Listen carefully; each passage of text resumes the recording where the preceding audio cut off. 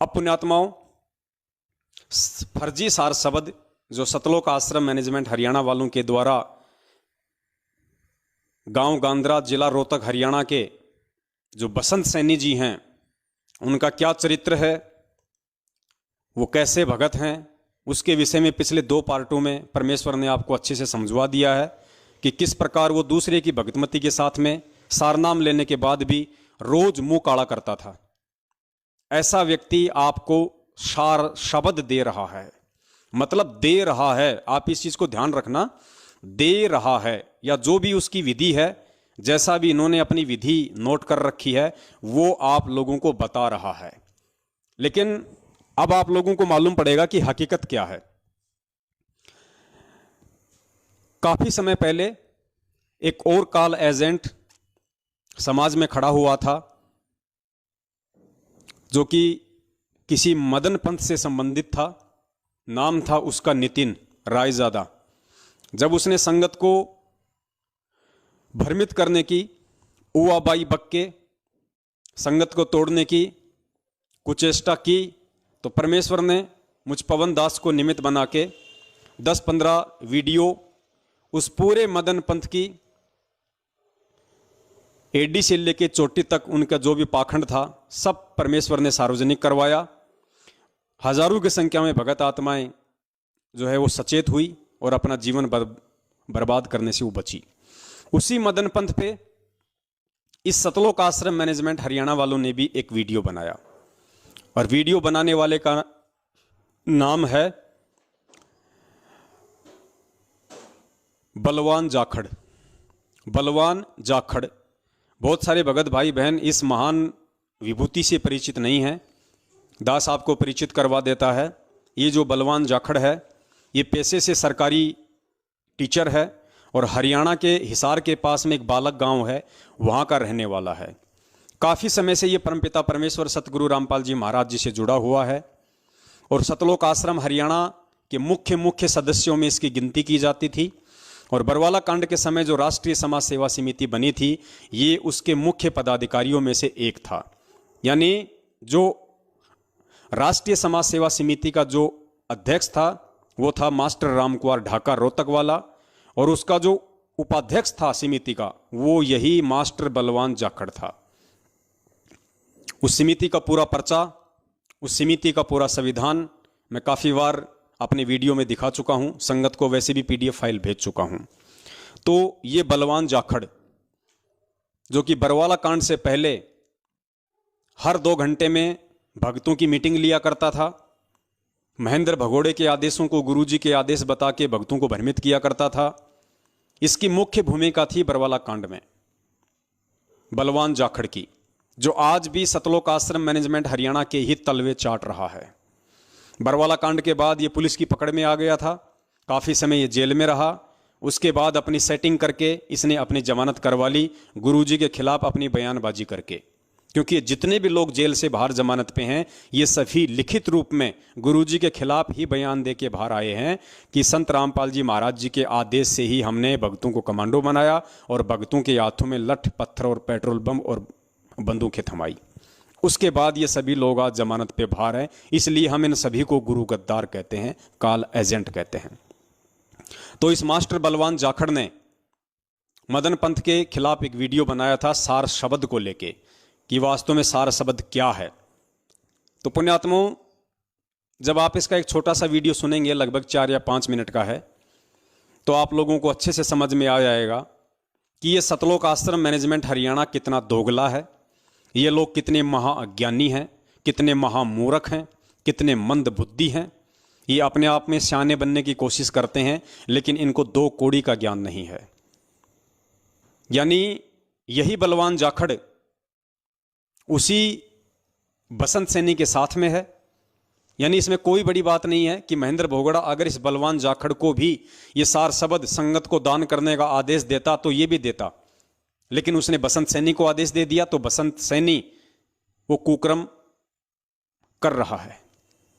तो चाहे बसंत सैनी समझो, चाहे बलवान जाखड़ समझो, चाहे महेंद्र भगोड़ा समझो, ये सब एक ही थाली के चट्टे बट्टे हैं। तो बसंत सैनी क्या कर रहा है? संगत को सार शब्द दे रहा है, वर्तमान में पृथ्वी लोक पे सार शब्द दान कर रहा है। और महेंद्र का ये दूसरा हाथ मास्टर बलवान जाखड़ क्या कह रहा है सार शब्द को लेके, जरा इसके विचार सुनिए। आपको मालूम पड़ेगा कि वास्तव में हम भक्तों को तो इन्होंने भेड़ बकरी से भी गई गुजरी श्रेणी का समझ रखा है कि हमें चाहे गोबर को शहद बना के खिला दो, चाहे गोबर को गुड़ बना के खिला दो, चाहे गोबर को गोबर बना के खिला दो।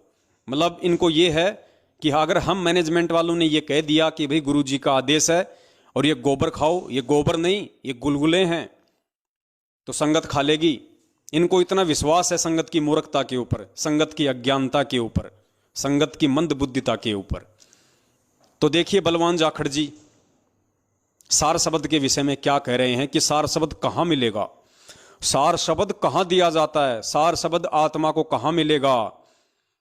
11वां द्वार पार करने के बाद में जो सुरती कमल है वहां पे सार शब्द मिलेगा। तो वो तेरा बाप बसंत सैनी कौन सा 11वां द्वार पार करके सुरती कमल में लोगों को सार शब्द दे रहा है, वो तो इसी पृथ्वी लोक पे रोहतक में बैठ के सार शब्द दे रहा है। तो ये दोगलापन क्यों आ रहा है तुम्हारे अंदर इतना? पुण्यात्माओं आप सुनो, दास को समझने की जरूरत नहीं है, ना दास को ये देखने की जरूरत है। जिस प्रकार हमें गुरुजी अपने सत्संगों में एक छोटी सी एक अंधे की कहानी सुनाते हैं कि एक अंधा व्यक्ति था, वो लालटेन लेके चल रहा था रात के अंधेरे में। अंधा व्यक्ति हाथ में लालटेन लेके चल रहा था। सामने से कुछ बच्चे आ रहे थे खेलते खेलते, युवा। उस अंधे व्यक्ति ने उनकी आवाज सुन के दूर से कहा कि भाई बच्चों ध्यान से आना, जरा धीरे धीरे आना, ध्यान रखना, मैं अंधा हूं। तो उन बच्चों ने कहा कि बाबा एक बात बता, जब तू अंधा है तो फिर हाथ में लालटेन क्यों ले रखी है? तो उसने कहा कि बच्चों तुम्हारे लिए, कि कहीं तुम मेरे अंधे व्यक्ति से टकरा के मेरे देह ही ना तोड़ दो। तो पुण्यात्माओं ठीक इसी प्रकार इस पवन दास को ये सबूत, ये एविडेंस, इनके कर्म कुकर्म जानने और देखने की बिल्कुल भी आवश्यकता नहीं है, 1% भी। ना पहले थी, ना आज है, ना आगे कभी होगी। क्योंकि दास ने तो अपने गुरुदेव को ही आधार बना लिया था, अपने गुरुदेव के सत्संगों को ही आधार बना लिया था। और जो व्यक्ति अपने गुरुदेव को ही अपना सर्वस्व मान लेता है, अपना सर्वस्व उनको सौंप देता है, उसके बाद उस व्यक्ति के मन में, दिलो दिमाग में किसी प्रकार की कोई शंका नहीं रह जाती है कि क्या सत्य है और क्या असत्य है। गुरुजी के परिवार, रिश्तेदार, भाई बंधु, जवाई, कोऑर्डिनेटर, इनकी क्या औकात होती है और एक भगत के जीवन में उन लोगों की क्या इमेज होनी चाहिए, क्या उनकी हैसियत होनी चाहिए। ये सारी बातें एक अच्छे भगत को, सच्चे भगत को सब समझ में आ जाती हैं। तो आप जो भगत भाई बहन हैं, आप जो भी नए नए जुड़े हैं, आप जी इनके षड्यंत्रों से वाकिफ नहीं है, इसलिए आप जी को दिखाना ये बहुत ज़रूरी है। तो देखिए ये छोटा सा वीडियो मास्टर बलवान जाखड़ का, आप इसकी आवाज़ से ही पहचान जाएंगे जो पुराने भगत हैं, जो कह रहा है कि 11वां द्वार पार करके और सुरती कमल में सार शब्द दिया जाता है। तो 11वां द्वार पार कब होगा? जब ये आत्मा शरीर छोड़ देगी। तो वो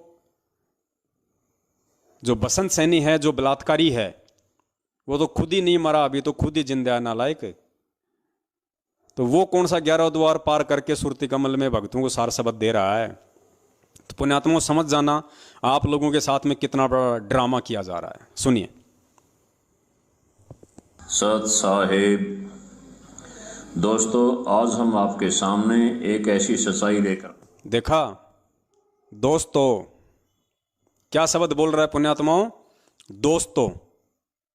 पुण्यात्माओं ये दास पिछले 7 वर्षों से परमपिता परमेश्वर की सेवा में लगा हुआ है। इस दास ने भाई बहन, माता, बुजुर्ग, इनके अलावा कोई शब्द यूज नहीं किया। और ये सारनामी व्यक्ति लगभग 15-20 साल से गुरुजी की शरण में है, मैनेजमेंट का मुख्य व्यक्ति है, और क्या कह रहा है? दोस्तों। दोस्तों मतलब पुण्यात्माओं अगर इसकी बेटी की उम्र की कोई अगर लड़की अगर ये इसका वीडियो सुनेगी तो ये दोस्तों शब्द उस लड़की के लिए भी यूज हो रहा है।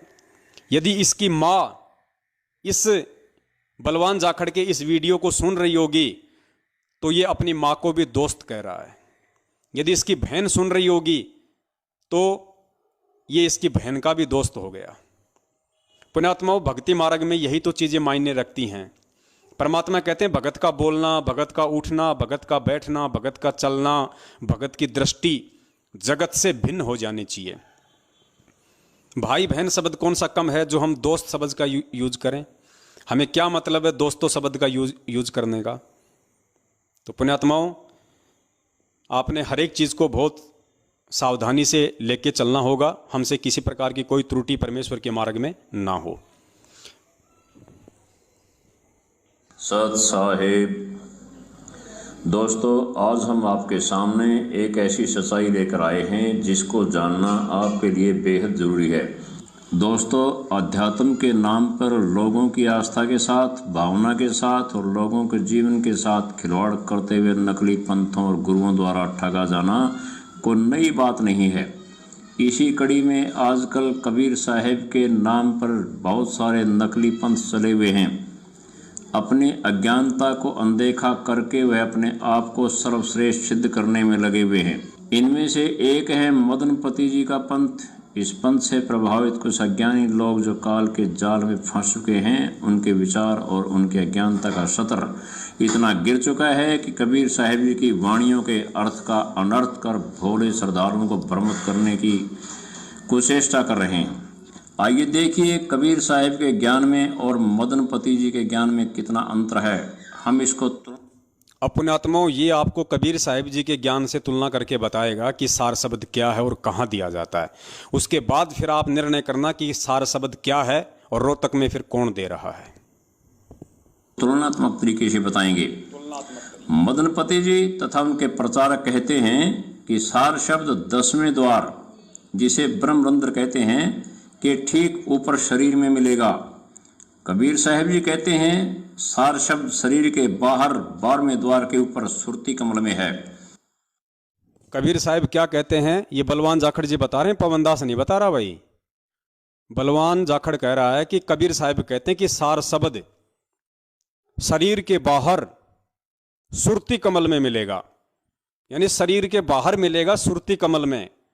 तो पुण्यात्माओं, बहुत सोच समझ के जाना, अगर रोहतक में जाओ तो सार शब्द लेने, पहले तो तुम्हारी आत्मा को वो बसंत सैनी शरीर से बाहर निकालेगा खींच के क्योंकि ये खुद कह रहा है कि सार शब्द शरीर से बाहर दिया जाता है सुरती कमल में।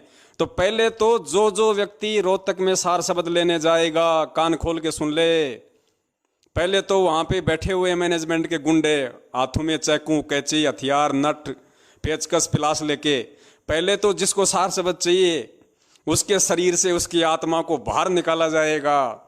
उसके बाद उस आत्मा से वो सुरती कमल निकाला जाएगा और फिर आप लोगों को सार शब्द दिया जाएगा। और फिर गारंटी नहीं है, क्योंकि इनको केवल अभिमन्यु की तरह चक्रव्यूह के अंदर दाखिल होने का पता है, बाहर निकलने का नहीं पता। ये इनको केवल तुम्हारी आत्मा को किसी भी तरीके से शरीर से बाहर निकालने का पता है, वापस अंदर डालने का इनको ज्ञान नहीं है। ध्यान रख लेना, फिर वहीं गधे कुत्ते बन के घूमते रहोगे सार शब्द लेके भी। तो ध्यान रखना भाई साहब क्या बोल रहे हैं। और आप लोगों के पास ये पॉइंट है, आप इनसे सवाल जवाब कर सकते हो अच्छे से ठोक बजा के कि भैया सार शब्द तो शरीर छोड़ने के बाद मिलता है ना, फिर रोहतक में क्यों दिया जा रहा है? ऊपर शरीर में मिलेगा। कबीर साहिब जी कहते हैं सार शब्द शरीर के बाहर 12वें द्वार के ऊपर सुरती कमल में है।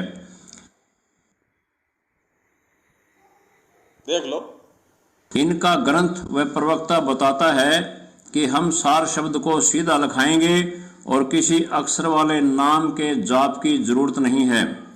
सार शब्द प्राप्त होने के बाद उसमें सुरती लगानी है, सुरती को सार शब्द से जोड़ना है। ऐसा अभ्यास करने से एक दिन आपको सार शब्द परमात्मा का साक्षात्कार होगा। इसके बाद आपका स्वरूप परमात्मा जैसा हो जाएगा। कबीर साहिब कहते हैं, कबीर साहिब जी क्या कहते हैं ये बता रहा है, आप ध्यान से सुनना। कबीर साहिब कहते हैं कि बिन सतगुरु को भेद बतावे, नाम प्रताप जोग ही आवे, काया तेजो बाहर होई, भाग जीव पावे पुनिस होई, बाहिर को मैं कहब ठिकाना, सुरती कमल सतगुरु निर्वाणा। कबीर सागर ज्ञान सागर पर 87। सुरती कमल का बूझ ठिकाना, द्वादश दर पर हमारा स्थाना। सदग्रंथ साहिब पेज 465। सुरती कमल सतगुरु हैं भाई, जिन अक्षय वृक्ष की राह बताई। सदग्रंथ साहिब पेज 469। इन वाणियों का अर्थ समझने से पहले हमें यह जानना होगा कि सार शब्द को सतगुरु भी कहते हैं, शब्द गुरु भी कहते हैं।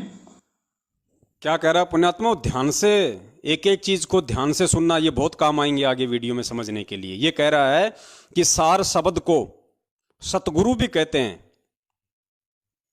सार शब्द को सतगुरु भी कहते हैं। यानी वो जो बसंत सैनी है वो भक्तों को सतगुरु दे रहा है, यानी गुरुजी नहीं दे सकते। पुण्यात्मा विचार करना इन बातों पे। सार शब्द को क्या कहते हैं? सार शब्द को सतगुरु भी कहते हैं। अब ये मंद बुद्धि प्राणी इन बातों को नहीं समझ पा रहे कि शरीर से बाहर निकलना क्या है, 11वां द्वार के बाद में सुरती कमल क्या है। ये परमात्मा दास को निमित्त बना के आप जी को आगे समय रहा तो आज इसी वीडियो में आप जी को समझवाएंगे कि ये सारी जो प्रोसीजर है, जो प्रक्रिया है, ये क्या है। लेकिन ये अपनी मंद बुद्धि के चलते जो ड्रामा शुरू इन्होंने कर दिया, दास तो उससे आपको अवगत करवा रहा है। जब शरीर छोड़ने के बाद 11वें द्वार पार करके सुरती कमल में सार शब्द मिलता है तो रोहतक में बसंत सैनी क्या दे रहा है शरीर में। तो ध्यान से सुनिए, ये कह रहा है कि सार शब्द को ही सतगुरु कहते हैं। ये हकीकत है, ये सत्य है, क्योंकि वाणियां ये परमेश्वर की ले रहा है, जो झूठ नहीं है। लेकिन ये समझ नहीं पा रहे इन सब बातों को। तो आपने ये पॉइंट ध्यान रखना है कि सार शब्द को सतगुरु भी कहते हैं, यानी जो सार शब्द है वही असल में सतगुरु है। पूज्य गुरुदेव जी कहते हैं ना कि हम हैं शब्द शब्द हम माही, हमसे भिन्न और कछु नाही। सार शब्द यानी जो सतगुरु का, उस परमेश्वर का जो शब्द रूप है, उसको ही सार शब्द कहते हैं। और वो कौन दे रहा है? बसंत सैनी। ध्यान से सुनते रहिए। हमें यह जानना होगा कि सार शब्द को सतगुरु भी कहते हैं, शब्द गुरु भी कहते हैं। एक वाणी और सुनिए। देही को सतगुरु कहे, यह सब धूंधर ज्ञान, 4 दाग आवे नहीं, वाकु सतगुरु जान। इन वाणियों में कबीर साहेब व गरीबदास जी महाराज यह समझाना चाहते हैं कि सतगुरु या सार शब्द का मूल ठिकाना सुरती कमल में है, जो 12वें द्वार के पार सतलोक में है। इन वाणियों से प्रमाणित हो गया है कि सार शब्द 12वां द्वार पार करके सतलोक में सुरती कमल में है। पुण्यात्मा ये क्या बोल रहे हैं, इनको खुद को नहीं पता। ये क्या कह रहा है कि सार शब्द कहाँ है? 12वां द्वार पार करके सुरती कमल में सतलोक में है। तो अब आप ये सोचो कि फिर वो बसंत सैनी सार शब्द रोहतक में क्यों दे रहा है? जब सार शब्द 12वां द्वार पार करके सुरती कमल में सतलोक में है, तो रोहतक में सार शब्द क्यों दिया जा रहा है? क्या रोहतक सतलोक है? आप ध्यान से सुनना इनकी एक एक उआबाई को। कि सतगुरु या सार शब्द का मूल ठिकाना सुरती कमल में है, जो 12वें द्वार के पार सतलोक में है। इन वाणियों से प्रमाणित हो गया है कि सार शब्द 12वां द्वार पार करके सतलोक में सुरती कमल में है। जब तक हमारी सुरती वहां नहीं पहुंचेगी तब तक सार शब्द की झलक स्वप्न में भी नहीं मिलेगी। जब तक हमारी सुरती वहां नहीं पहुंचेगी तब तक सार शब्द की झलक स्वप्न में भी नहीं पहुंचेगी। तो जो भेड़ बकरियों को रोहतक में सार शब्द दिया जा रहा है या जिनको दे दिया गया है, उनमें से किस किस की सुरती सतलोक में पहुंच गई, ये आप लोग मालूम कर लेना। यदि आपके आसपास किसी ने सार शब्द ले लिया हो तो, और उससे 2 कदम दूर रहना, क्योंकि उसकी सुरती ऑलरेडी सतलोक में पहुंच चुकी है। ध्यान रखना, उसको आप जी टच मत कर देना, नहीं तो करंट मारेगा बहुत भयंकर, क्योंकि उसका अपना कुछ नहीं है, उसका सब कुछ सतलोक में जा चुका है। से प्रमाणित हो गया है कि सार शब्द 12वां द्वार पार करके सतलोक में सुरती कमल में है। जब तक हमारी सुरती वहां नहीं पहुंचेगी तब तक सार शब्द की झलक स्वप्न में भी नहीं मिलेगी है। अब आप स्वयं निर्णय करें कि सार शब्द ब्रह्मरंध्र अर्थात 10वें द्वार में है या 12वें द्वार को पार करके सतलोक में है। आपके सामने प्रमाण सहित निर्णय हो गया है कि सार शब्द 12वें द्वार के पार है, जो कबीर साहब ने बताया है। 11वें के बाद 12वें द्वार में जो आदि नाम अक्षर है, उसको भी अजपा विधि से सुरती निरीति से अजपा जाप किया जाएगा, तब वह 12वां द्वार खुलेगा। तब जाकर सार शब्द प्रकट होता है। सार शब्द कोई आलू प्याज नहीं है, जहाँ मर्जी वहाँ मिल जाएगा। सार शब्द को प्राप्त करने के लिए कबीर साहिब जी एक वाणी में कहते हैं, सतनाम स्वपन में सोसे, ज्यों माता बालक को पोसे, जब लग भक्ति अंग अंग नहीं समावा, तब लग सार शब्द कैसे को पावा। कबीर सागर मुक्ति बहुत पेश बेहतर। इस वाणी में कबीर साहिब जी कह रहे हैं कि सतनाम की अत्यधिक भक्ति होगी और भक्ति अंग अंग में समाएगी। जैसे काम करते करते माँ अपने बच्चे पर ध्यान रखती है, एक पल के लिए भी नहीं भूलती, ऐसे सतनाम का जाप करने से सार शब्द मिलता है। सार शब्द कब और कैसे मिलता है, इसे बंदी छोड़ सतगुरु रामपाल जी महाराज के मुख कमल से भी सुनिए। आपने सतगुरुदेव जी के मुख कमल से सुन लिया है तथा कबीर साहब जी की वाणियों से भी सिद्ध हो गया है। अब तो कोई भ्रम नहीं रहना चाहिए। जब सार शब्द मिल जाएगा फिर हमें उसका सुमिरन सुरती नृत्य से करना है। सार शब्द का ज्यादा सिमरन करने से दिव्य दृष्टि खुलने पर सतलोक में बजने वाली धुन तथा सतलोक के सभी नज़ारे दूरबीन की तरह ऐसे दिखेंगे जैसे खगोल शास्त्री दूरबीन के माध्यम से करोड़ों किलोमीटर दूर हो रही खगोलीय घटनाओं को यहाँ बैठे बैठे देख लेते हैं। इसी तरह यहीं बैठे दिव्य दृष्टि से ही परमात्मा के दर्शन होंगे। उसके बाद जीव को हमेशा के लिए जन्म मरण से छुटकारा मिल जाएगा। देखा पुण्यात्मा इनकी हुआ भाई कि सार शब्द मिलने के बाद में यहीं से परमात्मा के दर्शन होने लग जाएंगे, दिव्य दृष्टि मिल जाएगी दूरबीन की तरह, जैसे कोई ब्रह्मांड में देख लेता है। ऐसे ही ये सार शब्द मिलने के बाद में जीव को यहीं बैठे बैठे परमात्मा के दर्शन होने लग जाएंगे। अर्थात आप लोग समझे नहीं समझे, यानी अभी तक तो ना ही सतलोक आश्रम मैनेजमेंट हरियाणा को और ना ही किसी संगत वाले को संत रामपाल जी महाराज जी में परमात्मा दिखाई दे रहा है। संत रामपाल जी महाराज जी में यानी अपने सतगुरु में इनको परमात्मा नहीं दिखाई दे रहा। ये कह रहे हैं कि परमात्मा तो बैठे बैठे तब दिखाई देगा जब इस सार शब्द मिल जाएगा, फिर दिव्य दृष्टि खुल जाएगी, फिर यहीं बैठे बैठे पृथ्वी लोक पे बैठे बैठे जो कबीर में जो परमात्मा बैठा हुआ है, वहां पे सतलोक में जो कबीर परमात्मा बैठा हुआ है, फिर वो दिखाई देने लग जाएगा। अरे तो नालायको, फिर तुम्हारा गुरु कौन है? फिर तुम्हारा गुरु परमात्मा नहीं है क्या? गुरु जी क्या कह रहे हैं बार बार सत्संगों में कि आपने इस दास को परमात्मा मानना पड़ेगा, आपने इस दास को ही परमात्मा मानना पड़ेगा।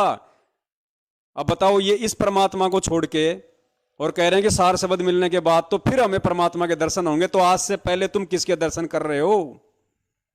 तो पुण्यात्माओं बताओ, इन लोगों को कैसे सद्बुद्धि आ सकती है? परमात्मा अपनी वाणी में क्या कहते हैं कि कबीरा दर्शन साधु का और मुख पे बसे सुहाग, दर्श उन्हीं को होते हैं जिनके पूर्ण भाग। फिर परमात्मा कहते हैं कि कबीरा दर्शन साधु का, परमात्मा आवे याद और लेखे में वाही घड़ी, बाकी का समय बर्बाद। अरे खुद परमात्मा धरती पे बैठा हुआ है, तुम सबसे बड़ी गलती यही तो कर रहे हो। तुम्हारा तो प्रथम नाम भी काम नहीं करेगा जब तक तुम अपने गुरु में परमेश्वर के दर्शन नहीं करोगे। तो पुण्यात्माओं, वो लोग भी महामूर्ख हैं जो मात्र अपनी दिव्य दृष्टि खुलने के लिए और उस परमात्मा के दर्शन करने के लिए और ये सार शब्द के चक्कर में पड़े हुए हैं। और जहां तक मेरा आइडिया है, इनके इस फर्जी सार शब्द से तो तुम दिव्य दृष्टि तो छोड़ो, तुम्हारी आंखों की दृष्टि और चली जाएगी। नालायकों, तुम कहां दिव्य दृष्टि के चक्करों में पड़े हुए हो। और सुनिए पुण्यात्माओं, इसकी वाह भाई आगे परमात्मा के दर्शन होंगे, उसके बाद जीव को हमेशा के लिए जन्म मरण से छुटकारा मिल जाएगा। वाणी में कहा है, दिव्य दृष्टि खुली हमारी, सार शब्द से टोया वो, गरीबदास गायत्री लापी, शीश पीठ यम रोया हो। सदग्रंथ साहिब पेज 946।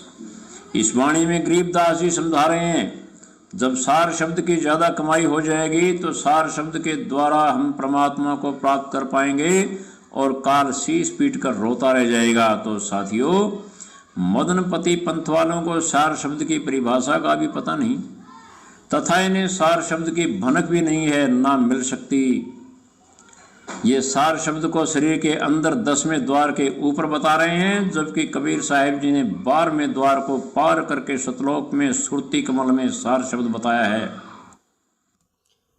अपने आत्माओं, इसीलिए गुरुदेव बार बार अपने सत्संगों में कहते हैं कि पंडित और मसालची दोनों सूझे नाही, औरा न करे चांदना रह आप अंधेरे माही।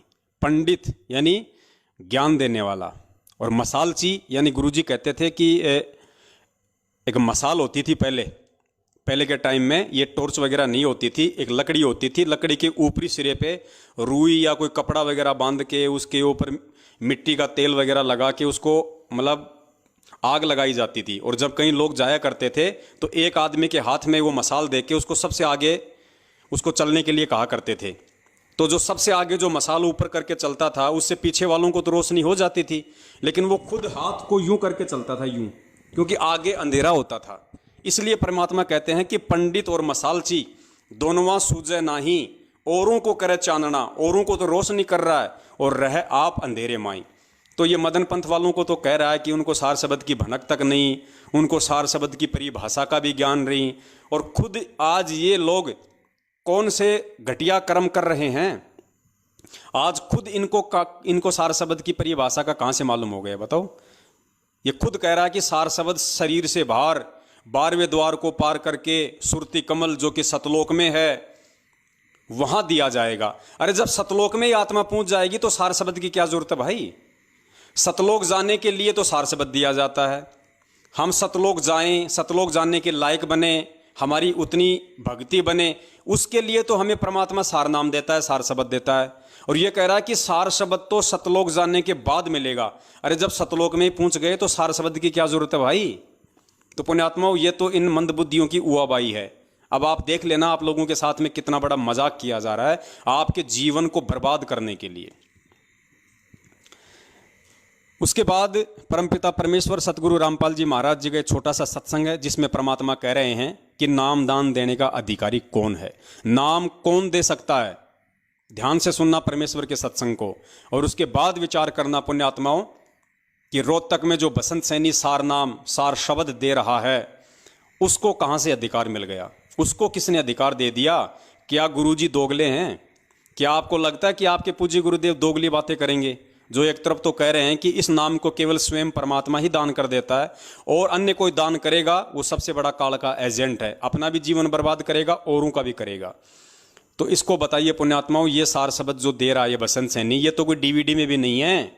लोग ये सोच लें चलो भाई डीवीडी में भैया गुरुजी बोल रहे हैं, ये तो डीवीडी में भी नहीं है, वो तो खुद बताएगा अपने स्तर पे अपने हिसाब से। तो बताओ ये नाम ध्यान देने का अधिकार इसको किसने दे दिया? क्या गुरुजी कभी दोगली बात करेंगे? ध्यान से सुनना पुण्यात्माओं। वो 3 नाम का जाप है, ओम तत्सत। ओम ब्रह्म का जाप है, तत् ये परब्रह्म का ये सांकेतिक जाप है, और सत्य ये पूर्ण परमात्मा का ये भी सांकेतिक गुप्त है जो ये दास बता सकता है, और कोई अधिकारी ही नहीं है। मान ले किसी भक्त ने नाम ले लिया और वो कहीं नाम देने लग जाता है तो वो पाप का भागी है, अपराधी है, परमात्मा उसे माफ नहीं करेगा क्योंकि अधिकारी नहीं है वो। जैसे कबीर परमेश्वर आए थे, 64 लाख शिष्य हुए थे उनके, वो स्वयं ही तत्वदर्शी संत और गुरु की भूमिका कर रहे थे, तो उन्होंने किसी को भी अधिकार नहीं दिया था नाम देने का कि तू नाम दे। कोई भी अन्य अधिकारी नहीं बनाया था कि उपदेश देने का, वो स्वयं ही नाम देते थे। तो इसी प्रकार वर्तमान में इस दास के अतिरिक्त कोई भी अगर ये मंत्र देता है वो अपराधी है, परमात्मा का शत्रु है। वो भोली आत्माओं को गुमराह करके नकली पासपोर्ट बना रहा है, डुप्लीकेट, फर्जी। तो ये फर्जी पासपोर्ट फिर बाद में दुख देंगे, सजा भी होगी, यही रह जाओगे, पार नहीं हो पाओगे। तो वो शत्रु है परमात्मा के बच्चों का जो धोखा दे रहा है। ऐसे नकली व्यक्तियों से भी आपने सावधान रहना है। अपने आत्माओं, इस सत्संग से बढ़ के दास अब आपको और क्या प्रमाण दे सकता है, क्योंकि सबसे बड़े जो प्रमाणदाता हैं हमारे पूज्य गुरुदेव जी हैं। और पूज्य गुरुदेव जी ने स्पष्ट कह दिया है कि आज तक के भक्ति इतिहास में, चाहे सतयुग हो, चाहे द्वापर हो, त्रेता हो, या चाहे 650 साल पहले का समय हो। परमेश्वर ने उन पहले के युगों में भी स्वयं ही गुरु बन के, तत्वदर्शी संत बन के नाम दिया। किसी को भी नाम दीक्षा देने का थर्ड पर्सन को आदेश नहीं दिया।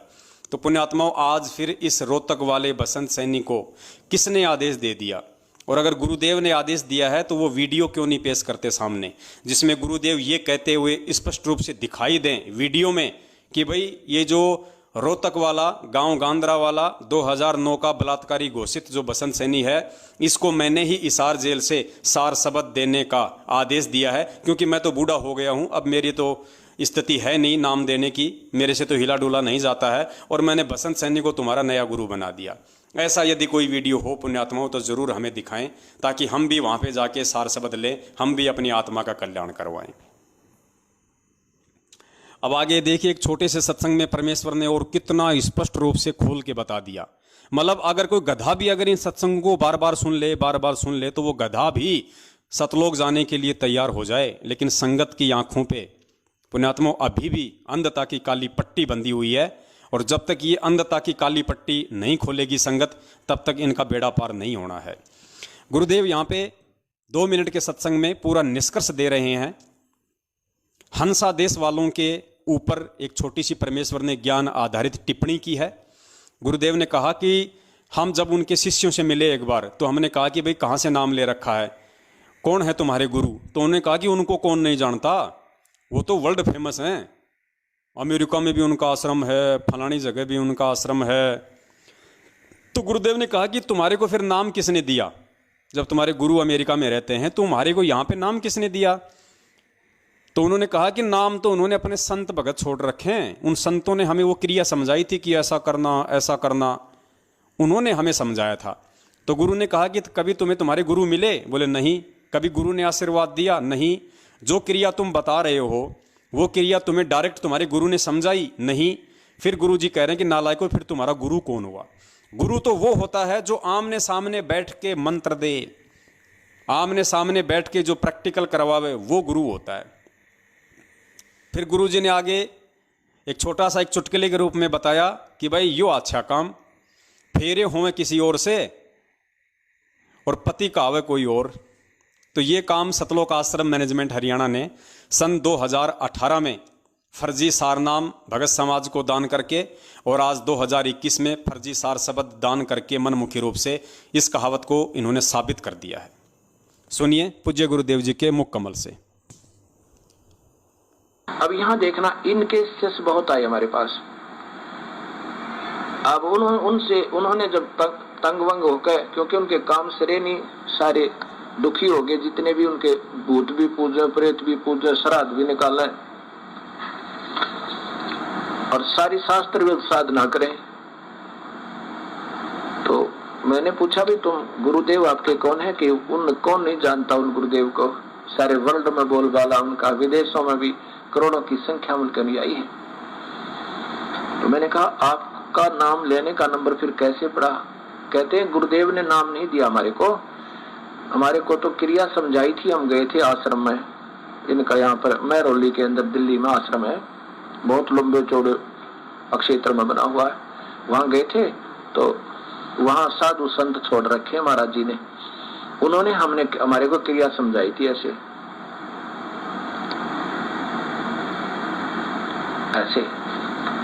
ये 4 क्रिया दी थी। गुरु जी को से आप मिले हो या उन्होंने आपको डायरेक्ट ऐसी क्रिया करवाई है कि नहीं? फिर आपके गुरुजी कौन हुए? गुरुजी तो वो है जो प्रैक्टिकल करवावे और आमने सामने मंत्र देवे। गुरुजी बैठे अमेरिका में, वो तो बैठे अमेरिका में महात्मा जी, और नाम देव थर्ड पर्सन, और गुरुजी वो, ये बहुत बढ़िया बात भाई। फेरे हुए किसी था और पति कोई और, ये कभी आज तक सुना है किसी ने? अब जो और संत अभी आए हैं भक्तात्मा हमारे पास, इस परिभाषा प्रभु की सुनकर, वो कहते हैं जी वो तो पहले तो ऐसा किया करते थे, अब तो स्वयं ही क्रिया बताते हैं, अब किसी के माध्यम से नहीं बताते। उनको पता लग गया होगा कि ये तो सब ऐसे ऐसे कहानी हो रही है और फिर ये तो मर्यादा भंग हो रही है, फिर वो स्वयं क्रिया देने लग गए। तो पुण्यात्माओं, इस सत्संग के बाद में कुछ भी पीछे नहीं रह जाता है कि भगत समाज के साथ में काल एजेंट सतलोक आश्रम मैनेजमेंट हरियाणा कितना बड़ा गिल्ली डंडे का खेल खेल रहा है, किस प्रकार से उनको भ्रमित किया जा रहा है। गुरुजी कह रहे हैं कि गुरु बैठे अमेरिका में, नाम दे रहा कोई थर्ड पर्सन। अब गुरुजी बैठे हिसार जेल में, नाम दे रहा कोई थर्ड पर्सन। तो पुण्यात्माओं, कल को यदि आपसे कोई सवाल करेगा तो ऐसा आप किसी से कहोगे भाई मेरे को तो सौर शब्द मिल गया, सौर शब्द मिल गया। वो कहेगा भाई किसने दिया? भाई हमारे गुरुजी ने दिया। कहाँ है तुम्हारे गुरुजी? भाई गुरुजी जेल में बैठे। फिर सौर शब्द किसने दिया? गुरुजी ने भगत छोड़ रखे हैं, संत छोड़ रखे हैं, बहुत बड़ा आश्रम है गुरुजी का रोहतक में। फिर वो अगर ये बात कहे, वाह भाई वाह, गुरु बैठा जेल में, सार शब्द दे रहा कोई थर्ड पर्सन, बताओ फेरे हुए किसी से और पति कहावे कोई और, हमने कदे सुना न कदे देखा। तो पुण्यात्माओं, तुम क्या जवाब दोगे उन लोगों को? क्योंकि गुरुदेव स्पष्ट कर चुके हैं अपने सत्संग के माध्यम से कि इस विधि से नाम नहीं दिया जाता, और इस विधि से जो कोई फर्जी नाम देगा वो खुद अपना भी जीवन नाश कर रहा है और साथ में उन भोली आत्माओं का भी जीवन नाश कर रहा है। अब पुण्यात्माओं, हम आगे बढ़ते हैं परमेश्वर के ज्ञान आधार से। अब हम थोड़ी सी और चर्चा करेंगे। आदरणीय नामदेव जी का एक शब्द है, एजी सार शब्द मोहे पाया। परमपिता परमेश्वर जी के आशीर्वाद से, उनके द्वारा बख्शी गई सद्बुद्धि आधार से आपका ये छोटा सा भाई पवन दास आप जियों को ये जो शब्द है, इस शब्द का जो मर्म है, जो निष्कर्ष है, उसको परमेश्वर के आशीर्वाद से क्षमा आधार से समझाने का पूरा प्रयास करेगा। कहीं कोई त्रुटि हो जाए तो दास उसके लिए परमपिता परमेश्वर सदगुरु रामपाल जी महाराज जी से और आप सर्व साध संगत से क्षमा प्रार्थी रहेगा। वैसे त्रुटि की कोई गुंजाइश रहेगी नहीं। तो पुण्यात्माओं, अब हम बात करते हैं सार शब्द की। तो जैसा कि हमने कल वीडियो में जिक्र किया था पार्ट 2 में कि सार शब्द कोई भी भिन्न चीज नहीं है। गीता जी का विधान है, वो फाइनल है, अटल है, ओम तत्सत इति निर्देश है। केवल 3 ही मंत्र हैं जाप करने के, इसके अलावा चौथा कोई मंत्र नहीं है। और वो तीसरा मंत्र है सार नाम, जिसको सार शब्द भी कहा जाता है। लेकिन पुण्यात्माओं, एक स्थिति इस भक्ति मार्ग में ऐसी आती है जिसको जैसे गुरुदेव कहते देते हैं कई बार कि भाई वो शब्द जो है वो प्रकट होगा, वो शब्द प्रकट होगा, उस शब्द का लखाव होगा। गुरुजी ने ये कभी नहीं कहा कि वो मंत्र है। शब्द के लिए गुरुजी ने कभी भी नहीं कहा कि वो मंत्र है। सार नाम तक ये तीनों मंत्र हैं। प्रथम नाम, शतनाम, सार नाम, तीनों जाप करने के मंत्र हैं। इनकी विधि डिफरेंट है। वो गुरुदेव जिसको नाम उपदेश देते हैं उसी को बताते हैं। उसके बाद पुण्यात्माओं, सार शब्द है। और सार शब्द क्या है? ये लोग परमेश्वर की वाणियों का हवाला तो ले रहे हैं मैनेजमेंट वाले या अन्य नकली संत और महंत, लेकिन ये समझ नहीं रहे कि वास्तव में सार शब्द क्या है। और सार शब्द को पुण्यात्माओं वही समझ सकता है जिसके ऊपर गुरुदेव की विशेष कृपा हो, मेहर हो। और जो अपने गुरु को परमेश्वर मान चुका हो, उसी का परमात्मा ज्ञान योग खोलते हैं, उसी को परमात्मा सद्बुद्धि देते हैं इन सभी चीज़ों को समझने की कि वास्तव में वो शब्द है क्या। तो आज हम गुरुदेव जी के आशीर्वाद से शब्द के ऊपर थोड़ा सा डिस्कस करेंगे। पुण्यात्माओं, वो शब्द कोई देने की चीज़ नहीं है, वो शब्द कोई खाने की चीज़ नहीं है, वो शब्द कोई पीने की चीज़ नहीं है। इस भक्ति मार्ग में जब एक भगत लगता है अपने गुरुदेव के वचन पे दृढ़ होके तमाम भक्ति मर्यादाओं को निभाते हुए जब भक्ति मार्ग पे लगता है, तो पुण्यात्माओं कुछ समय बाद में जब परमेश्वर उसको तीनों मंत्रों की दया कर देते हैं, उसके बाद एक ऐसी स्थिति आती है, एक ऐसा समय आता है उस भगत के जीवन में जब उसको ये दुनिया, उसको ये संसार, उसको बिल्कुल नकली लगने लग जाता है, उसको बिल्कुल आसार लगने लग जाता है। उसको ना अपनी बीवी अच्छी लगती है, ना उसको अपने बच्चे अच्छे लगते हैं, ना उसको अपने यार दोस्त और रिश्तेदार अच्छे लगते हैं, ना उसको कार, कोठी, मकान, बंगले और अपने जो बिजनेस उसने सेट कर रखे हैं वो उसको अच्छे लगते हैं, ना उसको कानों में, हाथ में, अंगुलियों में, नाक में, माथे पे, गले में किसी प्रकार का सोना, चांदी या नकली आभूषण कुछ भी पहनना उसको अच्छा नहीं लगेगा। उसको ये भी नहीं मालूम कि मैं इन कपड़ों को मैंने ये प्रेस करके पहनना है या मैंने वैसे ही इनको पहन लेना है। नहाने के बाद वो भूल जाता है कि मुझे शीशे में मुंह देखना है, मुझे अपने बाल संवारने हैं, उसको कुछ नहीं पता रहता। कहने का मतलब है ये नहीं कि भाई कोई भगत जो है अपने मल की बाल ना कटवाए या अपने बाल ना संवारे या अपने जो है ये कपड़े लत्तों को साफ करके ना पहने। मेरा मतलब वो नहीं है। मेरा मतलब ये है कि वो उनकी इन चीज़ों में रुचि नहीं रहेगी।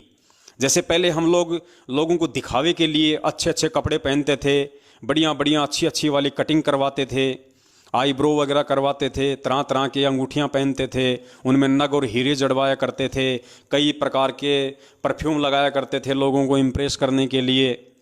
काम धंधे पे जाते थे, मन में ये रहता था कि देखो मैंने छोटी सी उम्र में इतना बड़ा धंधा सेट कर दिया, मेरे साथ वाले तो अभी भी गाँव में चक्री काट रहे हैं। मैंने 40 साल की उम्र में देखो मैंने BMW खरीद ली, मैंने ऑडी खरीद ली, मैंने सफारी खरीद ली, क्या किया मेरे अन्य भाइयों ने, मेरे रिश्तेदारों ने, आज देखो मैं सबसे ऊपर टॉप मोस्ट हूँ। ये सारी चीज़ें जो पहले हमारे जीवन में थी अज्ञानता के चलते, ये बिल्कुल मिट जाएंगी। परमात्मा कहते हैं यो गुरु ज्ञान विज्ञान वाणी जीवित ही जग में मरो। जीवित ही जग में मरने का मतलब गुरुजी ने बताया कि सिवाय उस परमपिता परमेश्वर जो तुम्हारा सतगुरु है, उनके चरण कमलों के अलावा और उनके द्वारा जो भक्ति तुम्हें दे दी गई है, उस भक्ति के अलावा तुम्हें दुनिया में हर चीज़ आसार नजर आएगी, फीकी फीकी नजर आएगी। ठीक है, यदि परमात्मा ने हमें अपने ऋण संबंधों के आधार पर किसी परिवार में बांध रखा है, हमें यदि पति और पत्नी के रिश्तों में बांध रखा है, बाप और बेटे और बेटी के रिश्तों में बांध रखा है, तो हमने उन रिश्तों को भी निभाना है, सिर्फ अपना ये फर्ज समझ के। जबरदस्ती नहीं कि मैं नहीं करूँगा तो बच्चे नहीं पढ़ पाएंगे, मैं नहीं कुछ करूँगा तो बच्चे नहीं पढ़ पाएंगे, मैं कल को मर गया तो मेरे पीछे से मेरे बच्चों का क्या होगा। ये सारी चीज़ें उसके दिलो दिमाग से निकल जाएंगी। ऐसी स्थिति उस भगत आत्मा की एक समय इस भक्ति मार्ग पे आ जाएगी। उसको हर नारी में अपनी बहन बेटी दिखाई देगी, खुद की औरत में भी उसको अपनी बहन के ही उसको दर्शन होंगे। ऐसी स्थिति इस भक्ति के करते रहने से गुरुदेव कहते हैं कि एक समय अवश्य आएगी, ना चाहते हुए भी आ जाएगी, तुम्हारे बस की बात नहीं। तुम केवल मर्यादाओं के साथ भक्ति मार्ग पे लगे रहो। परमात्मा कहते हैं धीरे धीरे रे मनवा धीरे सब कुछ होए, माली सींचे सो घड़ा समय आए फल होए। गुरुदेव ने कहा कि जैसे एक तालाब है, उसके अंदर पानी भरा हुआ है, और जैसे जेठ का महीना आया, रोजाना वो तालाब धीरे धीरे धीरे धीरे उसमें से पानी खत्म होता जा रहा है, लेकिन खत्म होते का निशान भी नहीं पड़ रहा। ठीक इसी प्रकार पुण्यात्माओं, ये परमपिता परमेश्वर सतगुरु रामपाल जी महाराज जी की सत भक्ति है। हमें नहीं पता चलेगा कि हमारी भक्ति की कितनी कमाई हो चुकी है, हम कौन से स्तर पे पहुंच गए, कौन से स्तर पे पहुंच गए, यहाँ कुछ मालूम नहीं पड़ेगा आपको। आपने केवल गुरु वचन पे चलना है। गुरु जी ने कह दिया बेटो ये मंत्र हैं, ये मर्यादा है, ये आरती हैं, ये तुम्हारे लिए नियम है, ये सावधानियां, तुम इन पे चलो बस। बाकी किसी भी नकली संत महंत या व्यक्ति की बातों में मत आना कि हमारा गुरु तो जाते ही हमारे को वो दिखा देता है, हम तो आंख नाक बंद करते, हमारे को तो धुन सुनाई देती है, हमारे को तो दिव्य दृष्टि खुल गई। परमात्मा कहते हैं बच्चों, अगर ये सब जो क्रियाएं हैं जो काल प्रेरित ये भी हैं, ऐसी बात नहीं है कि दिखाई नहीं देता या सुनाई नहीं देता, लेकिन गुरुजी कहते हैं कि बच्चों ये तो मैं जानबूझ के तुम्हारी मैंने नष्ट कर दी है। अगर तुम भक्ति करोगे, तुम अगर उनको देखते ही रहोगे तो भक्ति तुम्हारी खत्म होती रहेगी। तो परमात्मा ने लोक लगा दिया। पुण्यात्माओं, हमें प्रथम जो 7 मंत्र दिए जाते हैं, प्रथम जो 7 मंत्र दिए जाते हैं, बीच के जो 5 मंत्र हैं जो देवी देवताओं के हैं, उन सबसे ऊपर और सबसे लास्ट में परमपिता परमेश्वर सतगुरु रामपाल जी महाराज जी का मंत्र है, स्वयं उस कबीर परमेश्वर का मंत्र है। तो परमात्मा ने उन 5 मंत्रों को लोक कर दिया। ऊपर भी स्वयं परमात्मा बैठ गया, नीचे भी परमात्मा बैठ गया, क्योंकि मालिक को पता था कि ये बच्चे हैं, जब तक इनको ज्ञान अच्छे से नहीं होगा ये अपनी भक्ति कमाई को बर्बाद करेंगे, किसी को गाली निकाल के, किसी को बद्दुआ दे के, किसी को दुआ दे के। तो परमेश्वर ने इन 5 मंत्रों को लोक लगा दिया, ऊपर नीचे खुद परमात्मा बैठ गया। जैसे बहुत सारे मोबाइल होते हैं ना, उनमें केवल इनकमिंग होती है, आउटगोइंग नहीं होती। आप केवल इनकमिंग होती है, फोन आ सकता है, आप सुन सकते हो, आप फोन नहीं कर सकते। इसी प्रकार ये जो प्रथम मंत्र है, ये परमेश्वर ने हमें इनकमिंग दी है। हम जितना इनका जाप करेंगे हमारी भक्ति कमाई जमा होगी, हम इस कमाई को बर्बाद नहीं कर सकते।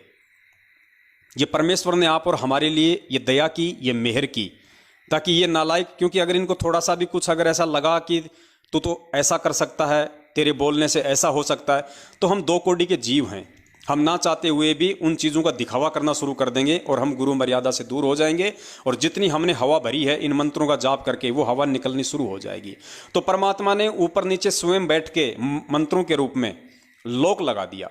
अब हमारी भक्ति कमाई बर्बाद नहीं हो सकती, केवल बने ही बनेगी, और हमें दिखाई भी नहीं देगी, हमें दिखाई भी नहीं देगी, हमें महसूस भी नहीं होगा एक व्यक्ति हो सकता है 10 साल तक नाम लेने के बाद भी रोजी रोटी के लिए अपने जीवन में मारामारी करता रहे, तो वो ये सोचेगा कि यार कहाँ भक्ति हो रही है, क्या हो रही है, लेकिन वो भक्ति उसकी जमा हो रही है सूक्ष्म रूप में, उसको दिखाई नहीं देगी। रोजी रोटी तो उसका पिछला संस्कार है। गुरुजी कहते हैं धन चाहे तो दान कर, मुक्ति चाहे तो नाम। तो पिछले जन्म में जिसने जैसा धन, धर्म, दान, पुण्य किया होगा, आज वैसा ही उसको मिलेगा। लेकिन वर्तमान में यदि वो मर्यादाओं में रहेगा और ज्ञान को समझ चुका होगा, और पिछले जन्म का यदि ऐसा उसका कोई मजबूत दान धर्म वाला संस्कार नहीं होगा, तो वर्तमान में उसके ऊपर दुख, तकलीफ, संकट तो थोड़े बहुत जरूर आएंगे, लेकिन परमात्मा उसको इतनी बड़ी समस्या नहीं आने देगा, ऐसी भुखमरी की नौबत नहीं आने देगा कि उसको भक्ति छोड़नी पड़े। तो ये मीठा मीठा जो दर्द है, ये बना भी रहना चाहिए और ये बना भी रहेगा, क्योंकि गुरुजी कहते हैं कि एक बार अगर तुम्हें सुख हो गया, तुम सारे दुख भूल जाओगे पीछे के। तो हमें इस भक्ति मार्ग के जो मंत्र हैं जिनकी हम जाप करते हैं, चाहे सतनाम हो चाहे प्रथम मंत्र हो, हालांकि हमें किसी प्रकार से महसूस नहीं हो रहा होगा, लेकिन वो कमाई हमारी एज इट इज, जैसे गुरुजी कह रहे हैं, उस हिसाब से जमा होती जा रही है। तो एक समय पुण्यात्माओं, गुरुजी कहते हैं कि ऐसी स्थिति आ जाएगी कि तुम बिल्कुल अपने आप को बेगाना सा समझने लग जाओगे। तुम्हारी स्थिति उस अलल पक्षी जैसी हो जाएगी जिसको दिमाग में हमेशा ये टेंशन रहती है कि ये मेरा लोक नहीं है, ये मेरा घर परिवार नहीं है, जिनके साथ मैं खेल रहा हूँ, जिन पक्षियों के साथ मैं रह रहा हूँ, या जिस जमीन पे मैं रह रहा हूँ, ये मेरा स्थान नहीं है, ये मेरा घर नहीं है, और जिन पक्षियों के साथ मैं खेल रहा हूँ वो मेरे संगी साथी नहीं है, मेरे माता पिता ऊपर रहते हैं। हमेशा उसको, क्योंकि उसको गॉड गिवन एक कॉमन सेंस होती है, उसको हमेशा ये रहता है कि मुझे यहाँ नहीं रहना और मुझे यहाँ से एक दिन जाना है, जाना है, जाना है। मेरे माता पिता ऊपर हैं और मेरा इंतजार कर रहे हैं। और जब वो उड़ने के लायक हो जाता है, उसके बाद गुरुजी कहते हैं कि वही साथी जिनके साथ वो खेला करता था, 5-5 हाथियों को पंजे में दबा के उड़ जाता है अपने माता पिता का भोजन लेके। तो उस अलल पक्षी जैसी स्थिति भगत की आ जाएगी। ना उसको नरेंद्र मोदी अच्छा लगेगा, ना उसको सोनिया गांधी अच्छी लगेगी, ना उसको ओम प्रकाश चौटाला अच्छा लगेगा, ना वो कांग्रेस का कुत्ता बन के उनका प्रचार करेगा, ना वो कभी बीजेपी का कुत्ता बन के उनका प्रचार करेगा, ना वो किसानों की रैली में जाके बैठेगा, ना वो कांग्रेसियों की रैली में जाके बैठेगा, ना वो किसी गुंडे की सीबीआई जांच के लिए बैठेगा, ना किसी ऐसे लोगों को जा जाके भगतों के दान का चंदा देगा। ऐसी स्थिति भगत की आ जाएगी। और वो स्थिति उसकी आएगी कब? जब वो गुरु का विश्वास पात्र होगा, जब गुरु की उसके ऊपर फुल मेहर होगी, फुल दया होगी, कृपा होगी। और गुरु की मेहर और कृपा उसके ऊपर होगी कब? जब वो ज्ञान को आधार बना के गुरु के चरणों में अपना तन मन धन, अपनी सोच सब कुछ समर्पित कर चुका होगा कि परमेश्वर, इस भवसागर में तेरे अलावा मेरा कोई दूसरा नहीं है। अपने सतगुरु के अलावा वो किसी दूसरे के रूप में भगवान देखेगा ही नहीं कि कौन कबीर है, कौन अक्षर पुरुष है, कौन क्या है। मेरे लिए तो मेरा गुरु ही मेरा इष्ट है, मेरा भगवान है। तमेव परमात्मा कहते हैं ना, तमेव माता च बंधु, तमेव बंधु च सखा तमेव। ऐसी वाणी है परमात्मा की। सब कुछ, सब किसी के दर्शन वो अपने गुरु में करेगा। तो पुण्यात्माओं, जब जिस जीव की ऐसी स्थिति हो जाएगी, जो जीवित मर चुका होगा गुरु ज्ञान आधार से, अपना सब कुछ अपने गुरुदेव को समर्पित कर चुका होगा, उसका भाव, उसकी श्रद्धा, उसका लगन, और यदि उसका लोभ और लालच और उसका स्वार्थ भी यदि किसी चीज में इस पृथ्वी लोक पे होगा तो अपने गुरु के चरणों में होगा। वो उसका सबसे बड़ा लालच अपना आत्म कल्याण होगा। अगर उसका सबसे बड़ा कोई स्वार्थ होगा तो भी अपना आत्म कल्याण होगा। पुण्यात्माओं, ऐसी आत्मा को वो परमात्मा फिर अपना लखाव करवाता है। ऐसी आत्मा पे वो परमात्मा खुश होके, वो प्रसन्न होके, फिर वो परमात्मा उस आत्मा को अपना लखाव करवा देता है कि इसकी बची कुछी जो कसर है वो भी मैं निकाल दूं इस पुण्यात्मा की, कि मैं कौन हूं, तेरे सतगुरु के रूप में मैं कौन हूं, तेरे गुरु के रूप में मैं कौन हूं। उस आत्मा को फिर वो सतगुरु अपना, उस आत्मा के अंतःकरण में वो सतगुरु फिर अपना लखाव करवा देता है। वो सतगुरु उस आत्मा के अंतःकरण में साक्षात जाके वो बैठ जाता है, वो प्रकट हो जाता है।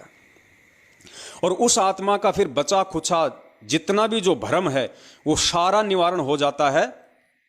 क्योंकि ये, जैसे मैं पवनदास हूं, मैं एक आत्मा हूं, और सब कुछ यदि मैंने अपने परमेश्वर को सौंप दिया तो फिर वो परमात्मा मेरे अंतःकरण में वो प्रकट हो जाएगा, मेरे हृदय कमल में आके वो परमात्मा बैठ जाएगा, समा जाएगा।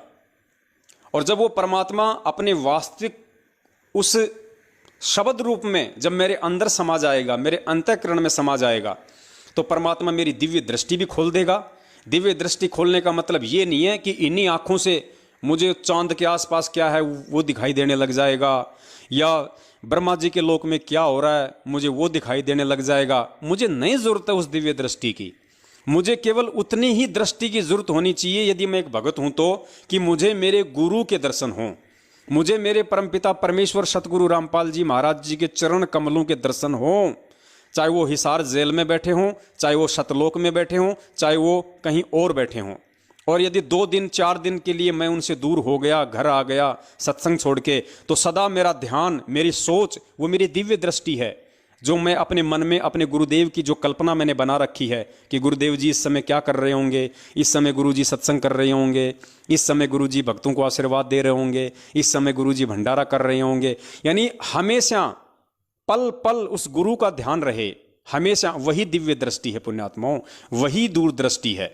और हमने कोई चांद तारे नहीं देखने ये दिव्य दृष्टि लेके, हमने नहीं देखनी ये सारी चीजें, वही दिव्य दृष्टि है। मतलब 24 घंटे तुम्हारा ध्यान अपने सतगुरु के चरणों में लगा रहे। मिले तो दंडवत बंदगी, नहीं तो पल पल ध्यान लगाओ। पल पल ध्यान लगाने का मतलब है, पहली बात तो हमें गुरु जी ने जो 3 समय की आरती दी है, हम वो आरती करें। तो आरती करेंगे तब तक हमें अपने परमात्मा का ध्यान रहेगा, क्योंकि परमात्मा की दी हुई है, हम परमात्मा की महिमा का जो है बखान कर रहे हैं। तो जब तक हम आरती कर रहे हैं तब तक हम परमात्मा का ही हम गुणगान कर रहे हैं, पल पल उसका ध्यान लगा रहे हैं। फिर जैसे ही हमें समय मिला हम परमात्मा का प्रथम मंत्र करने बैठ गए तो परमात्मा का ही ध्यान लगा रहे हैं।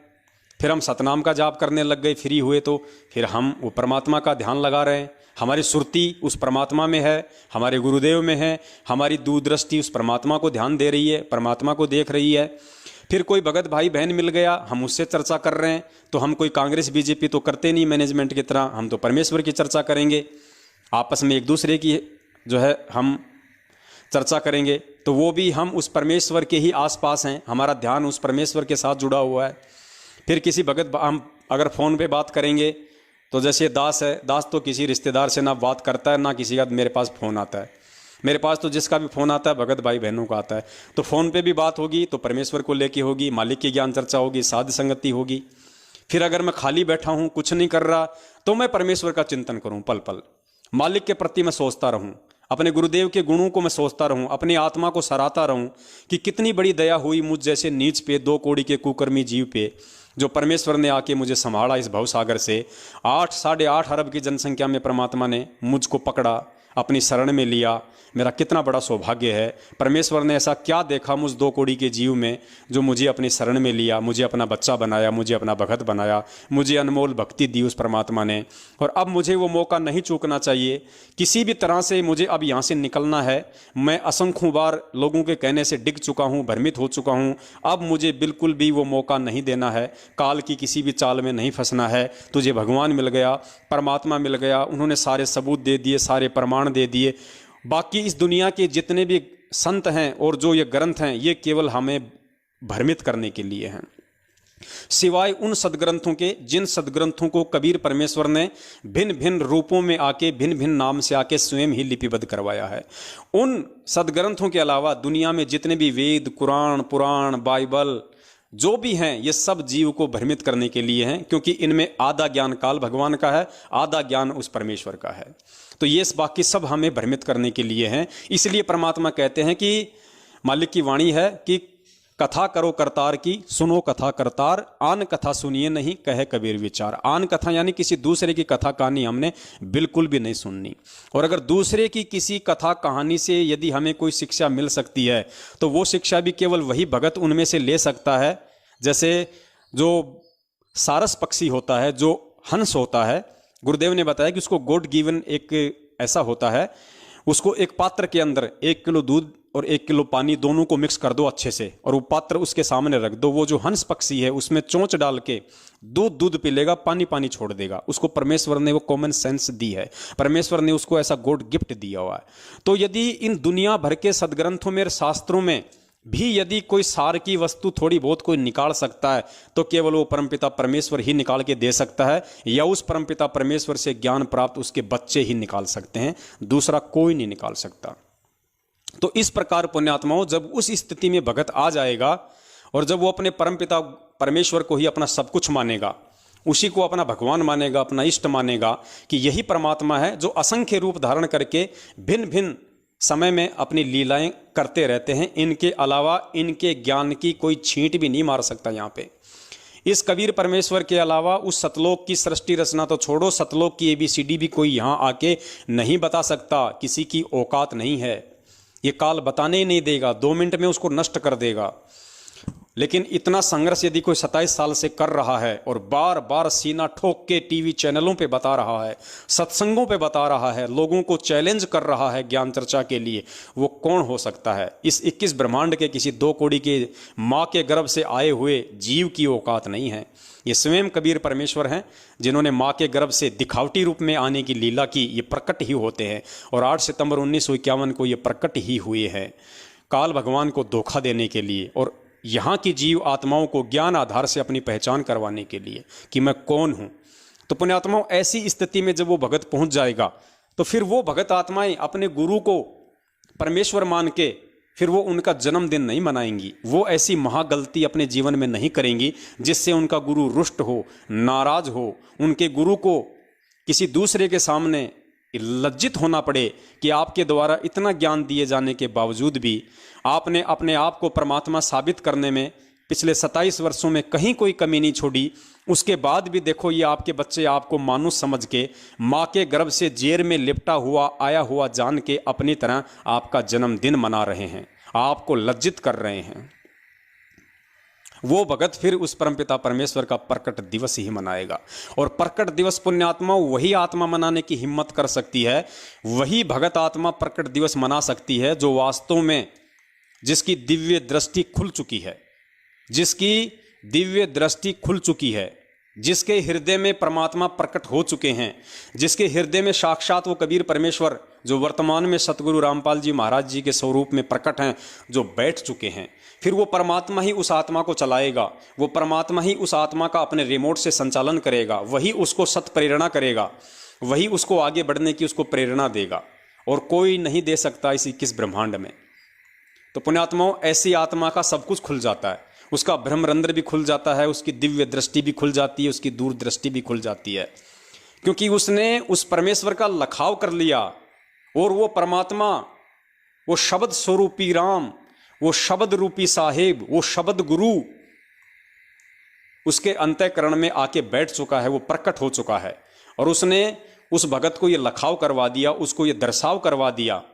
दर्शाव करवाने का मतलब ये नहीं कि आपको आंखों से दिखाई देगा कि यहां बैठे हैं गुरुजी, नहीं, मतलब आपको विश्वास हो जाएगा। ये विश्वास करना ही कि मेरा गुरु ही परमात्मा है, पुण्यात्मा, वही असली सार शब्द है। उसी को कहते हैं सार शब्द का प्रकट करवाना, यानी गुरु आपको ये प्रकट करवाएगा कि मैं ही वो शब्द स्वरूपी कबीर साहिब हूं, मैं ही तेरा शब्द गुरु हूं, और मुझे तू देही में मत देख, मुझे तो शरीर में बंधा हुआ मत देख। ये शरीर तो मैंने केवल इसलिए धारण किया है ताकि मैं तुम्हें ज्ञान समझा सकूं। अगर मैं शरीर धारण करके नहीं आता तो ना तुम मुझे देख पाते, ना तुम मुझे सुन पाते, तो कहां से तुम ये ज्ञान ग्रहण करते, कहां से तुम्हें इतनी जानकारी होती। तो देही तो परमात्मा केवल हम जीव आत्माओं को ज्ञान समझाने के लिए धारण करता है, अन्यथा इस परमात्मा को शरीर धारण करने की कोई आवश्यकता नहीं है।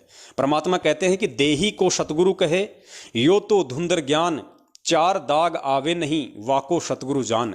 यदि कोई भगत अपने गुरु को अपने जैसा देही में आया हुआ समझेगा, अपने जैसा मानुष समझेगा, अपने जैसे माँ के गर्भ से आया हुआ समझेगा, परमात्मा कहते हैं उस नालायक को तो कुछ भी ज्ञान नहीं है, उसका तो मतलब पूरा का पूरा ज्ञान उसका धुंधर है, थोथा है।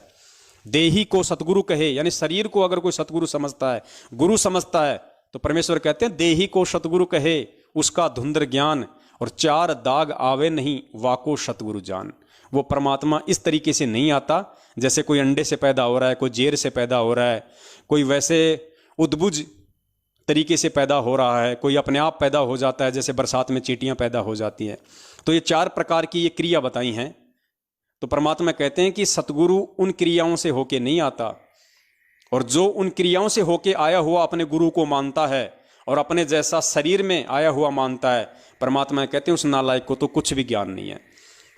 तो पुण्यात्माओं, हम सत्सेवक तो परमपिता परमेश्वर के आशीर्वाद से पिछले 2 साल से परमात्मा का प्रकट दिवस ही मना रहे हैं। जिस समय तो सतलोक आश्रम मैनेजमेंट हरियाणा वालों को और परमपिता परमेश्वर सतगुरु रामपाल जी महाराज जी के कलयुगी बेटा बेटी भाई बंधु रिश्तेदार जवाई किसी को भी इस बात की सौपन में भी भनक नहीं थी कि हमें सतगुरु का प्रकट दिवस भी मनाना चाहिए। ऐसे समय में परमात्मा ने अपने सत्सेवक बच्चों को निमित्त बना के सन 2019 में सबसे पहले मेरठ में प्रकट दिवस मनाया। फिर 1 साल बाद मेरठ से दास वहाँ से हट गया था किसी कारणवश, फिर दास शिमला आ गया। 2020 में परमात्मा ने शिमला में प्रकट दिवस मनाया और परमेश्वर की सभी आत्माओं ने अपने अपने घरों में परमात्मा का प्रकट दिवस मनाया और कबीर जी की फोटो का प्रकट दिवस मनाना छोड़ दिया। अब 2021 चल रही है और 2-2.5 महीने बाद में 8 सितंबर आ रहा है। हमारे लिए इस सृष्टि का सबसे पावन दिन आ रहा है। 8 सितंबर हमारे परमेश्वर का प्रकट दिवस, हमारे वक्त गुरु का प्रकट दिवस, वो हमारे लिए दुनिया का सबसे पावन दिन होगा। तो पुण्यात्माओं, जो आत्माएं सतगुरु का प्रकट दिवस मनाना शुरू कर चुकी हैं, ज्ञान आधार से, देखा देखी से नहीं, अंतःकरण से अपने गुरु को परमेश्वर मान के, उनको जान के, उनको पहचान के हर तरीके से जो उनका प्रकट दिवस मना रही हैं कि सतगुरु तो प्रकट ही होता है। ना सतगुरु जननी जने जाके माना बाप, पिंड ब्रह्मंड से रहित है जहाँ वहाँ ना वहाँ तीनों ताप। अगर मैं अपने गुरु को सतगुरु कहता हूँ, परम पूज्य सतगुरु रामपाल जी महाराज जी को यदि मैं अपनी जुबान से सतगुरु कहता हूँ, तो मैं इस जुबान से दोगले काम नहीं कर सकता। दोगला कैसे? अगर सतगुरु कह रहा हूँ तो सतगुरु को माँ के गर्भ से आया हुआ नहीं मान सकता, क्योंकि वाणी अमर है, वाणी अटल है, वाणी झूठी नहीं है। परमेश्वर की वाणी क्या कह रही है? ना सतगुरु जननी जने और जाके माना बाप, पिंड ब्रह्मंड से रहित है ना वहाँ तीनों ताप। तो मेरा सतगुरु माँ के गर्भ से नहीं आया, वो प्रकट हुआ है। अब वो कैसे प्रकट हुआ है, वो केवल एक ज्ञान आधारी भगत ही जान सकता है। वही इस रहस्य को, इस मर्म को पहचान सकता है। अन्य भगत भाई बहन नहीं समझ सकते, भले ही वो भी सतगुरु की शरण में है। तो पुण्यात्माओं, उसके बाद वो परमात्मा उस आत्मा को अपना लखाव करवा देता है, अर्थात उस आत्मा को ये महसूस हो जाता है, उस आत्मा को इन खुली आंखों से ये दिखाई देने लग जाता है कि सामने जो देही रूप में संत रामपाल जी महाराज जी के रूप में जो आज हिसार जेल में बैठे हैं या किसी आश्रम में बैठे हैं, ये कौन हैं? असल में कौन हैं ये मेरे पूज्य परमेश्वर कबीर साहिब हैं, जो मानव शरीर धारण करके मात्र मेरा मार्गदर्शन करने के लिए आए हैं। मुझ भूले हुए, मुझ भटके हुए प्राणी को अपना वास्तविक लखाव कराने आए हैं, दर्शन करवाने आए हैं, मुझे विश्वास दिलाने आए हैं कि बेटा, मैं कबीर परमेश्वर संत रामपाल जी महाराज जी के रूप में इस पृथ्वी पे प्रकट हो चुका हूं और तुझे नाम दीक्षा देके मैं तुझे अपना बेटा बना चुका हूं। और बेटा, अब तू ये भक्ति यदि मर्यादा में रह के करेगा, मेरे अलावा किसी अन्य में कोई आस्था नहीं रखेगा, अनन्य भक्ति करेगा, केवल एक में आस्था रख के भक्ति करेगा, यदि तू अंतिम श्वास तक मेरी पतिव्रता औरत बन के रहेगी, मेरी पतिव्रता आत्मा बन के रहेगी, तो बेटा मैं सदा तेरे साथ में रहूँगा, तेरे अंतःकरण में रहूँगा, तेरे शब्द रूप के रूप में 24 घंटे तेरे आसपास रहूँगा। और जहाँ मेरी जरूरत पड़ जाएगी देह धारण करने की, बेटा मैं वहाँ पे देही भी धारण कर लूँगा। तो पुण्यात्माओं, सतगुरु का वास्तव में समझ में आ जाना, आप ध्यान देना इस चीज पे कि सार शब्द क्या है, सार शब्द का प्रकट होना क्या है। सतगुरु का असल रूप समझ में आ जाना, सतगुरु की वास्तविकता समझ में आ जाना ही सार शब्द की प्राप्ति है। और जो सतगुरु के वास्तविक रूप को समझ जाएगा, वो सतगुरु का प्रकट दिवस मनाना शुरू कर देगा। वो फिर इस गंदी राजनीति से अपना पैर वापस खींच लेगा। अगर कोई उसका भगत भी इस तरह की गंदी बातें करेगा, राजनीति वाली, आरक्षणबाजी वाली, गुंडों की सीबीआई जांच वाली, कुपात्रों को ज्योति पाठ दान धर्म देने वाली, अन्य किसी प्रकार से भक्तों को भ्रमित करने वाली, नित नए पीले पर्चों के माध्यम से भगत समाज को भ्रमित करने वाली, वो व्यक्ति उससे नफरत करने लगेगा ज्ञान आधार से कि ये व्यक्ति गुरु के ज्ञान आधार पे नहीं चल रहा है, भले ये मेरा भगत भाई है और आज के बाद इससे मेरा किसी प्रकार का कोई रिलेशन नहीं है, चाहिए मेरा खुद का बाप ही क्यों ना हो, चाहिए मेरा खुद का भाई क्यों ना हो। अगर ये गुरु के ज्ञान आधार से नहीं चल रहा है तो इससे मेरा किसी प्रकार का कोई भी आध्यात्मिक रिश्ता नहीं है। सांसारिक रिश्ता हो सकता है, आप उसके भाई हो या वो आपका बाप है जो गुरु ज्ञान के विरुद्ध चल रहा है, तो आपने उससे आध्यात्मिक रिश्ता नहीं रखना। सांसारिक रिश्ते आपके लाख हैं, आप ये रखिए, मिलजुल के अपना काम कीजिए, लेकिन आध्यात्मिक रिश्ता ऐसे व्यक्ति से नहीं होना चाहिए। तो पुण्यात्माओं, ये है असल में सार शब्द। अब आगे हम चलते हैं, अब हमें समझ में आएगा पुण्यात्माओं, आगे ये शब्द है एजी सार शब्द मोहे पाया, नामदेव जी का है। और ये नामदेव जी ने जो ये भजन गाया, जब उनको परमात्मा ने सार शब्द दे दिया, उनको लखाव करवा दिया, तो उस समय नामदेव जी इसी पृथ्वी लोक पे थे, और उन्होंने इसी पृथ्वी पे जब उनके पैर थे वो मौजूद थे, उसी समय उन्होंने ये भजन गाया था। तो इस बसंत सैनी से पूछो कि तुम लोग कह रहे हो कि सार शब्द तो शरीर से बाहर 12वां कमल पार करके सतलोक में मिलेगा, तो नामदेव जी को इस पृथ्वी लोक पे क्यों मिल गया वो सार शब्द? जो सार शब्द मिलने के बाद वो इतने खुश हुए, वो प्रसन्न हुए, वो पहचान गए कि साक्षात मेरे गुरु के रूप में कौन है। उसके बाद उन्होंने उस खुशी में झूमते हुए वो वाणी गाई, वो शब्द गाया परमात्मा का। तो अब हम सतगुरुदेव जी के आशीर्वाद से, उनकी सत प्रेरणा से, उनकी मेहरबानी से अब हम आदरणीय नामदेव जी के इस शब्द को समझने का हम प्रयास करेंगे, और पूज्य गुरुदेव जी से प्रार्थना करते हैं कि हे परमेश्वर, यदि हम 2 कोटि के तुच्छ मंद बुद्धि महाअज्ञानी जीवों से यदि किसी भी प्रकार की कोई भी त्रुटि इस शब्द को समझने में या समझाने में हो जाए, तो परमेश्वर हम नीचों को क्षमा करना मालिक।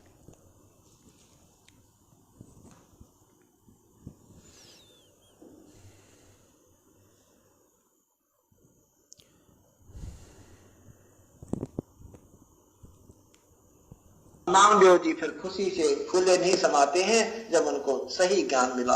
एजी साधो सार शब्द मोहे पाया, कलह कल्पना मन की मिट गई अब और न कर्म नसाया।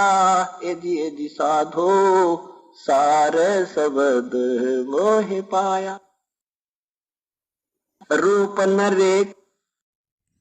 यहां नामदेव जी क्या कह रहे हैं? एजी साधो सार शब्द मोहे पाया, सार शब्द मोहे पाया, यानी मैंने उस सार शब्द को पा लिया, मैंने सतगुरु के उस असली रूप को, असली स्वरूप को पा लिया, लख लिया, खुशी से कह रहे हैं।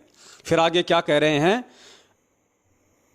कलह कल्पना मन की मिट गई, यानी मेरे मन में उस सार शब्द से पहले अपने सतगुरुदेव जी का जो निज रूप है, जो शब्द रूप है, वो शब्द रूप देखने के बाद, उस निज रूप को पहचानने के बाद, उस निज रूप के दर्शन करने के बाद, मेरे मन में उससे पहले जितनी भी जो कलह और तरह तरह की जो कल्पनाएं जो मेरे मन में उठा करती थी, जो शंकाएं कभी कभी हुआ करती थी, वो सारी मेरी वो कलह कल्पना मेरी सब मिट गई।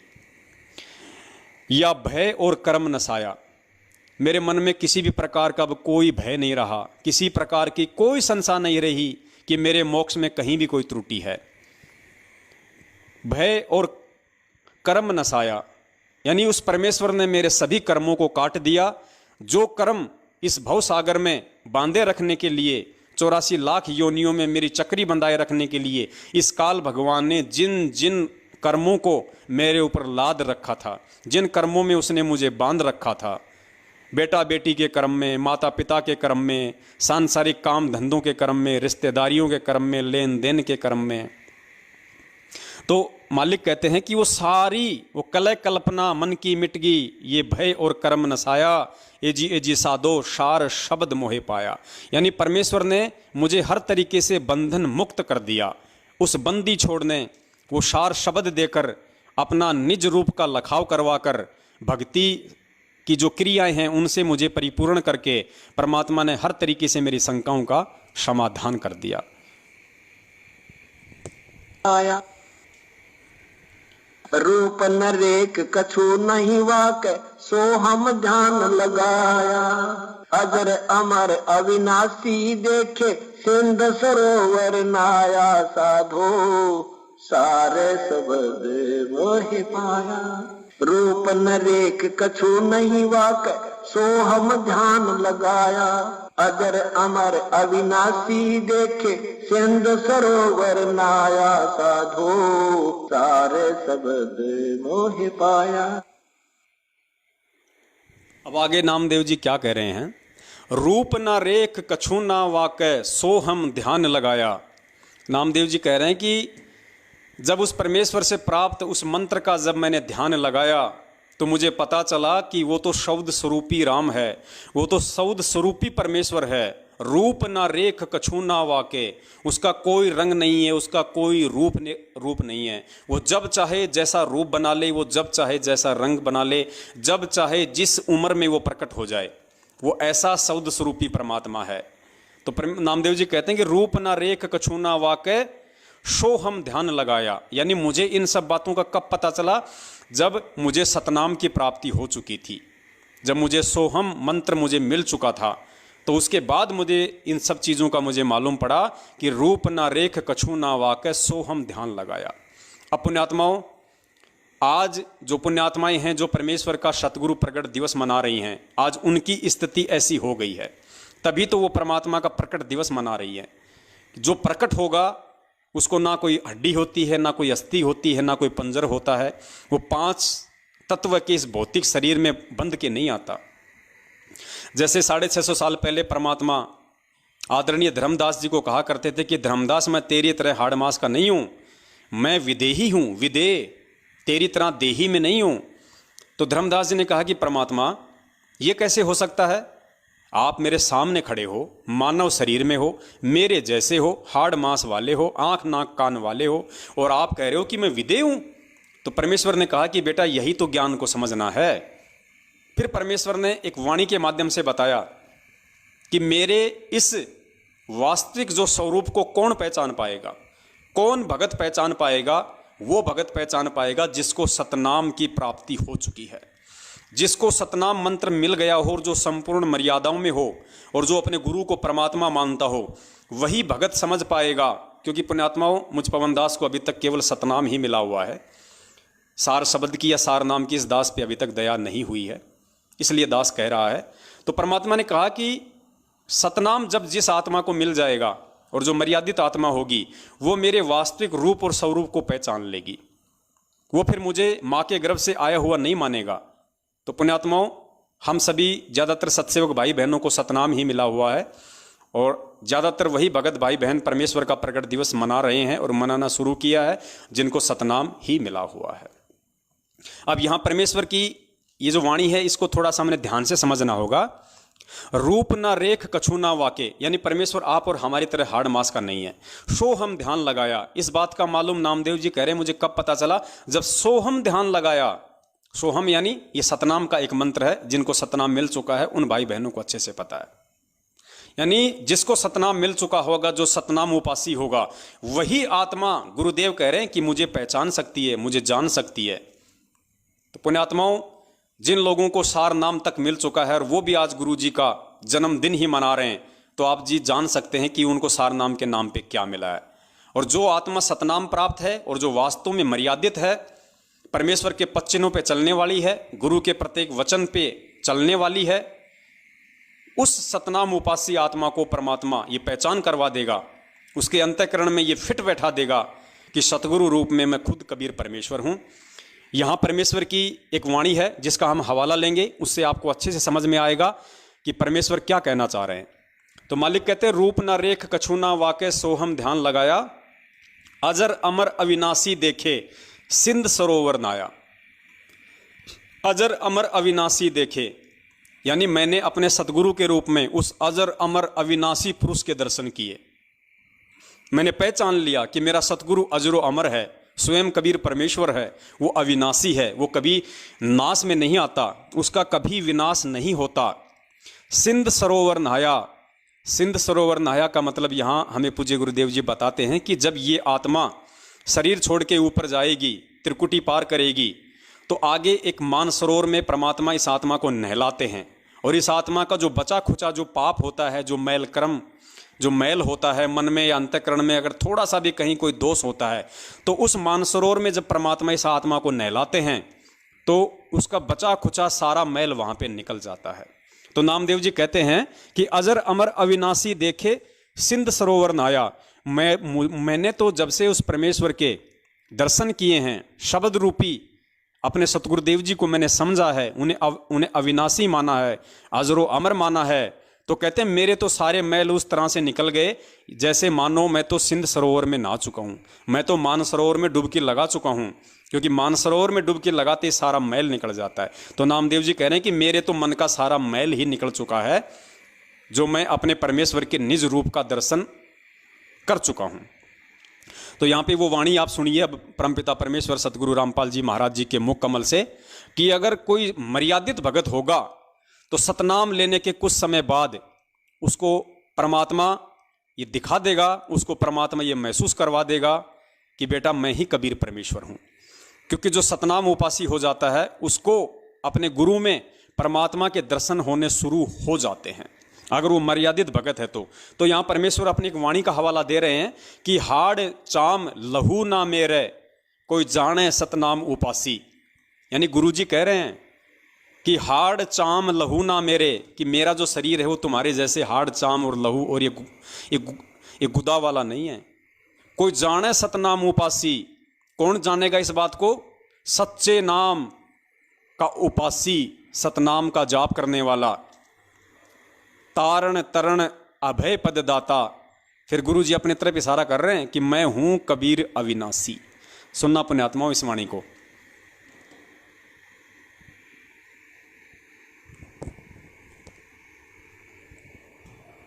हाड चाम लहू ना मेरे कोई जाने सतनाम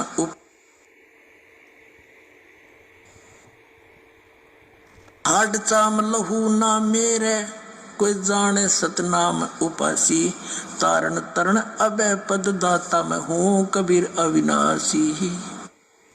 एक बार फिर से सुनना पुण्यात्माओं, एक बार फिर से सुनना परमेश्वर की वाणी को। परमात्मा सतनाम उपासी के लिए कह रहे हैं कि हाड़ चाम लहू ना मेरे कोई जाने सतनाम उपासी। यानी जिस आत्मा को सतनाम भी मिल चुका होगा, ये इतने अनमोल मंत्र हैं पुण्यात्माओं, ये इतने जबरदस्त मंत्र हैं, लेकिन ये मंत्र काम उसी आत्मा पे करेंगे, ये मंत्र अपना असर उसी समय करेंगे जब आप मर्यादाओं में रहोगे और जब आप अपने गुरु पे तन मन धन से आश्रित हो जाओगे। आप किसी भी थर्ड पर्सन की बातों में नहीं आओगे, ना उनके बेटे की जो कि कॉल एजेंट होते हैं, ना उनकी बेटी की, ना उनकी पत्नी की, ना उनके माँ की, ना उनके बाप की, ना उनके भाई की, ना बंधुओं की, ना रिश्तेदारों की, ना जवाई की, ना किसी स्टेट कोऑर्डिनेटर की, ना किसी नामदान संचालक की। जब आप परमेश्वर के सत्संगों के आधार से चलोगे और परमेश्वर के कहे गए प्रत्येक वचन को अजरो अमर मानोगे, सत्य मानोगे और प्रत्येक मर्यादाओं में रहोगे पुण्यात्मा, उसके बाद में परमात्मा दिव्य दृष्टि खोल देता है। ये मैनेजमेंट वाले तो कहते हैं कि सार शब्द लेने के बाद में दिव्य दृष्टि खुलेगी और हम ब्रह्मांड में देखेंगे कि वहां पे क्या हो रहा है, कौन सी अप्सरा नाच रही है, उसने कितने कपड़े पहन रखे हैं। हमने वो नहीं देखने भाई, हमें परमेश्वर जो दिखाएंगे वो हमें सतनाम में ही दिखा देंगे। और दिखाने का मतलब पुण्यात्मा दास ने आपको बता दिया कि आपको ऐसा दिखाई नहीं देगा कि ये गुरुजी बैठे हैं। मतलब आप साध संगति कर रहे हो, आपको सतनाम मिला है या आपको प्रथम नाम मिला है और आपको भली बात समझ में आ चुका है ज्ञान आधार से कि वास्तव में मेरे गुरुजी स्वयं कबीर परमात्मा हैं और ये भगवान है। ये परमात्मा की वाणियाँ ये अटल हैं, ये झूठी नहीं हो सकती कि ना सतगुरु जननी जने जाके माना बाप। तो मेरा जो सतगुरु है संत रामपाल जी महाराज, और यदि मैं उनको सतगुरु कहता हूं तो मुझे वास्तव में अपने मन में ये बात हृदय में समानी पड़ेगी, जमानी पड़ेगी कि मेरा गुरु माँ के गर्भ से नहीं आया और वास्तव में मुझे अपने परमेश्वर का प्रगट दिवस ही मनाना चाहिए और उनके अलावा मुझे किसी अन्य में परमात्मा नहीं देखना चाहिए कि भाई सतलोक में कोई कबीर परमात्मा बैठा है या गुरु जी तो उनका भेजा हुआ संत है। ऐसा भी यदि हमने मन में सोच लिया तो भी हम धोखा खा जाएंगे। तो ये सारी बातें जब एक भगत के दिमाग में समा जाएंगी, इन बातों को लेके जब वो चिंतन मनन करने लग जाएगा, पुण्यात्माओं सोच लेना कि परमात्मा उसके अंतःकरण में बैठ चुके हैं। परमात्मा ने उसकी वो दृष्टि खोल दी। अरे आपकी दिव्य दृष्टि खोली तभी तो आप इतना चिंतन मनन कर पा रहे हो, नहीं तो जिन लोगों को सार नाम तक मिल गया है सीधे सीधे सतगुरु रामपाल जी महाराज जी से, वो भी आज माँ बहनों की गालियां निकाल रहे हैं। आपने प्रथम एपिसोड में देखा, गुरु जी का खुद का भाई महेंद्र जो 27 साल से बता रहा मैं भक्ति कर रहा हूँ, सार नाम सार शब्द सारे मुझे मिल चुके हैं, और वो कितना बड़ा झूठ बोल रहा है बरवाला कांड में पूरी दुनिया के सामने कि संत रामपाल जी महाराज आश्रम में नहीं है, हमने स्वास्थ्य इलाज के लिए उनको परसों हॉस्पिटल में भेज दिया। अर्थात उस अजरो अमर पंच तत्व भौतिक शरीर से दूर उस अविनाशी परमात्मा को भी इसने बीमार साबित कर दिया कि उनको तो बीमारी के चलते हमने हॉस्पिटल में शिफ्ट कर दिया। तो पुण्यात्माओं, इनकी दिव्य दृष्टि ना खुली है ना इनकी कभी खुलने वाली है, ये तो उसकी खुलेगी जो परमेश्वर का हंस होगा। तो यहां परमेश्वर की वाणी साफ साफ कह रही है कि अगर तू मर्यादा में रहेगा बेटा, और अगर अपने गुरु को परमात्मा मान लेगा, तो मैं तेरी दिव्य दृष्टि, मैं तेरी वो सोचन शक्ति, मैं तेरी सतनाम में ही खोल दूंगा। सार नाम तो बहुत दूर की बात है। सुनिए परमेश्वर के मुख कमल से। हाड चाम लहू ना मेरे, कोई जाने सतनाम उपासी, तारण तरण अभय पद दाता मैं हूँ कबीर अविनाशी। अब इस वाणी के बाद में पुण्यात्माओं कुछ भी बाकी नहीं रह जाता है कि ना तो किसी प्रकार की कोई कमी इन मंत्रों में है, ना किसी प्रकार की कोई कमी हमारे पूज्य सतगुरु देव जी में है। यदि किसी प्रकार की कोई कमी है और किसी में है तो हम आत्माओं में है, हमारे अंतःकरण में जमा उस मैल में है, और हमारी उस नादान सोच में है जो हम काल एजेंटों के बहकाव में आके या उन लोगों को गुरु जी का भाई समझ के, बेटा बेटी समझ के, रिश्तेदार जवाई समझ के, या बहुत पुराना भगत समझ के, या जिले का कोऑर्डिनेटर समझ के, नामदान संचालक समझ के हम अपनी नादानी और मंद बुद्धि के चलते उसके ऊपर फिदा हो जाते हैं। और जैसा वो महामूर्ख व्यक्ति हमें कहता है, हम गुरु ज्ञान को आधार ना बना के उसके अनुसार वैसा ही करते रहते हैं। तो ना तो हमारी दिव्य दृष्टि कभी जिंदगी में खुलने वाली है, और ना कभी परमेश्वर हमारे अंतःकरण रूप में, शब्द रूप में आके बैठेंगे। तो इसलिए हमने हर स्थिति में गुरु ज्ञान को आधार बनाना और अपने गुरु को ही परमेश्वर के रूप में लेके चलना है, क्योंकि साक्षात परमेश्वर ही गुरु या सतगुरु की भूमिका करता है, अन्य कोई नहीं कर सकता। आगे आपको सत्संगों में परमात्मा के मुख कमल से सुनाएंगे। अभी आगे चलते हैं, आदरणीय नामदेव जी और क्या कह रहे हैं अपने इस शब्द में। शब्द शब्द भया उजियारा, सतगुरु भेद बताया। शब्द ही शब्द भया उजियारा, सतगुरु भेद बताया। अपने को आपे मैं पाया, ना कहीं गया न आया। साधो सारे शब्द मोहे पाया। एजी साधो सारे शब्द मोहे पाया। कलह कल्पना मन की मिट गियो भय और कर्म नसाया। साधो सारे शब्द मोहे पाया। अब आगे क्या कह रहे हैं नामदेव जी? शब्द शब्द भया उजियारा, सतगुरु भेद बताया। अब पुण्यात्माओं, शब्द शब्द भया उजियारा, सतगुरु भेद बताया। कौन से शब्द से कौन से शब्द का टकराव हुआ जब वो उजाला हुआ, उजियारा हुआ, वो प्रकाश हुआ? कौन सा प्रकाश? ज्ञान रूपी प्रकाश, जिससे कि मुझे पहचान हुई कि मेरा गुरु ही परमात्मा है। तो शब्द ही शब्द भैया उजियारा, कौन से शब्द से कौन से शब्द का उजियारा हुआ, ये आपको थोड़ा सा आगे चल के परमपिता परमेश्वर के आशीर्वाद से आपको समझाएंगे। क्योंकि एक मालिक का छोटा सा एक सत्संग है जिसमें गुरुदेव ने कहा है कि बच्चों, जब तुम अपनी नादानी के चलते इस काल भगवान के चक्कर में पड़ के सतलोक से नीचे आने लगे, तो उस समय उस कबीर परमात्मा ने तुम्हें जाते जाते ये कहा कि बच्चों ठीक है, तुम अपनी नादानी के चलते यहाँ से जा रहे हो, लेकिन जाते जाते ये सार नाम, ये सार शब्द जो मैं तुम्हें अब दूंगा, तुम इसको ध्यान रखना। और ये सार शब्द को तुम कभी भूलना मत। अगर तुम इस सार शब्द को कभी नहीं भूलोगे और अगर तुम मुझे याद कर लोगे, तो मैं उसी समय तुम्हें लेने के लिए वापस आ जाऊंगा। फिर गुरुजी ने बताया कि सबसे पहले उस काल भगवान ने उस सार शब्द ही बुलाया। अब चलो, मानव शरीर में है तब तक तो ध्यान रह सकता है, फिर इसने हमें दूसरी माँ के गर्भ में डाल दिया, बताओ फिर क्या ध्यान रहेगा? फिर हम बन गए गधे कुत्ते। अब गधे कुत्ते को क्या ध्यान रहे, कौन था, कहाँ था, क्या सार शब्द है? तो सबसे पहले इसने उस सार शब्द को बुलाया। कौन सा सार शब्द? जो सार शब्द इसी कबीर परमेश्वर ने, जो आज हमारा सतगुरु बन के आया हुआ है, जब हम सतलोक से प्रथम बार आए थे काल के चक्कर में, उस समय परमात्मा ने हमारे अंतःकरण में वो शब्द प्रवेश कर दिया था। हमारे को शब्द परमात्मा ने दे दिया था कि बेटा इस शब्द को तू याद रखना, इस सार शब्द को तू भूलना मत। तो जो ऑलरेडी हमारे अंतःकरण में जो सार शब्द है इस परमेश्वर का दिया हुआ,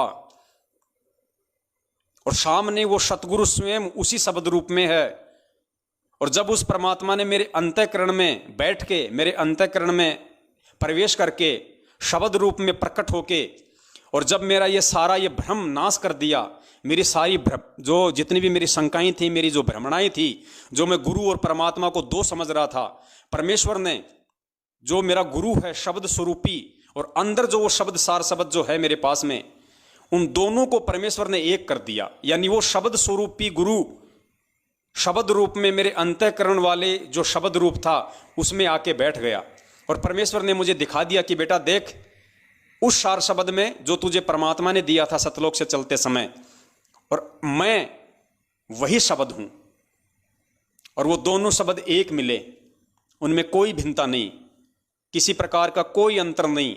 तो उस भगत को दृढ़ विश्वास हो गया कि यही मेरा परमेश्वर है, यही मेरा सतगुरु है, यही मेरा कबीर परमात्मा है, यही मेरा सब कुछ है। उसके बाद फिर वो भगत क्या सोचेगा आगे कि ना कहीं गया ना कहीं आया, अपने में आपे को पाया। सुनना आगे, देखा ना, शब्द हैं शब्द भया उजियारा, वो दोनों शब्द आपस में मिल गए, मुझे पहचान हो गई। सतगुरु भेद बताया, ये भेद किसने बताया? सतगुरु ने बताया मुझे। उस कबीर परमेश्वर ने जो मेरे सतगुरु के रूप में है, उसने मुझे ये भेद बताया, उसने मुझे अपने से अपने का मिलन करवाया।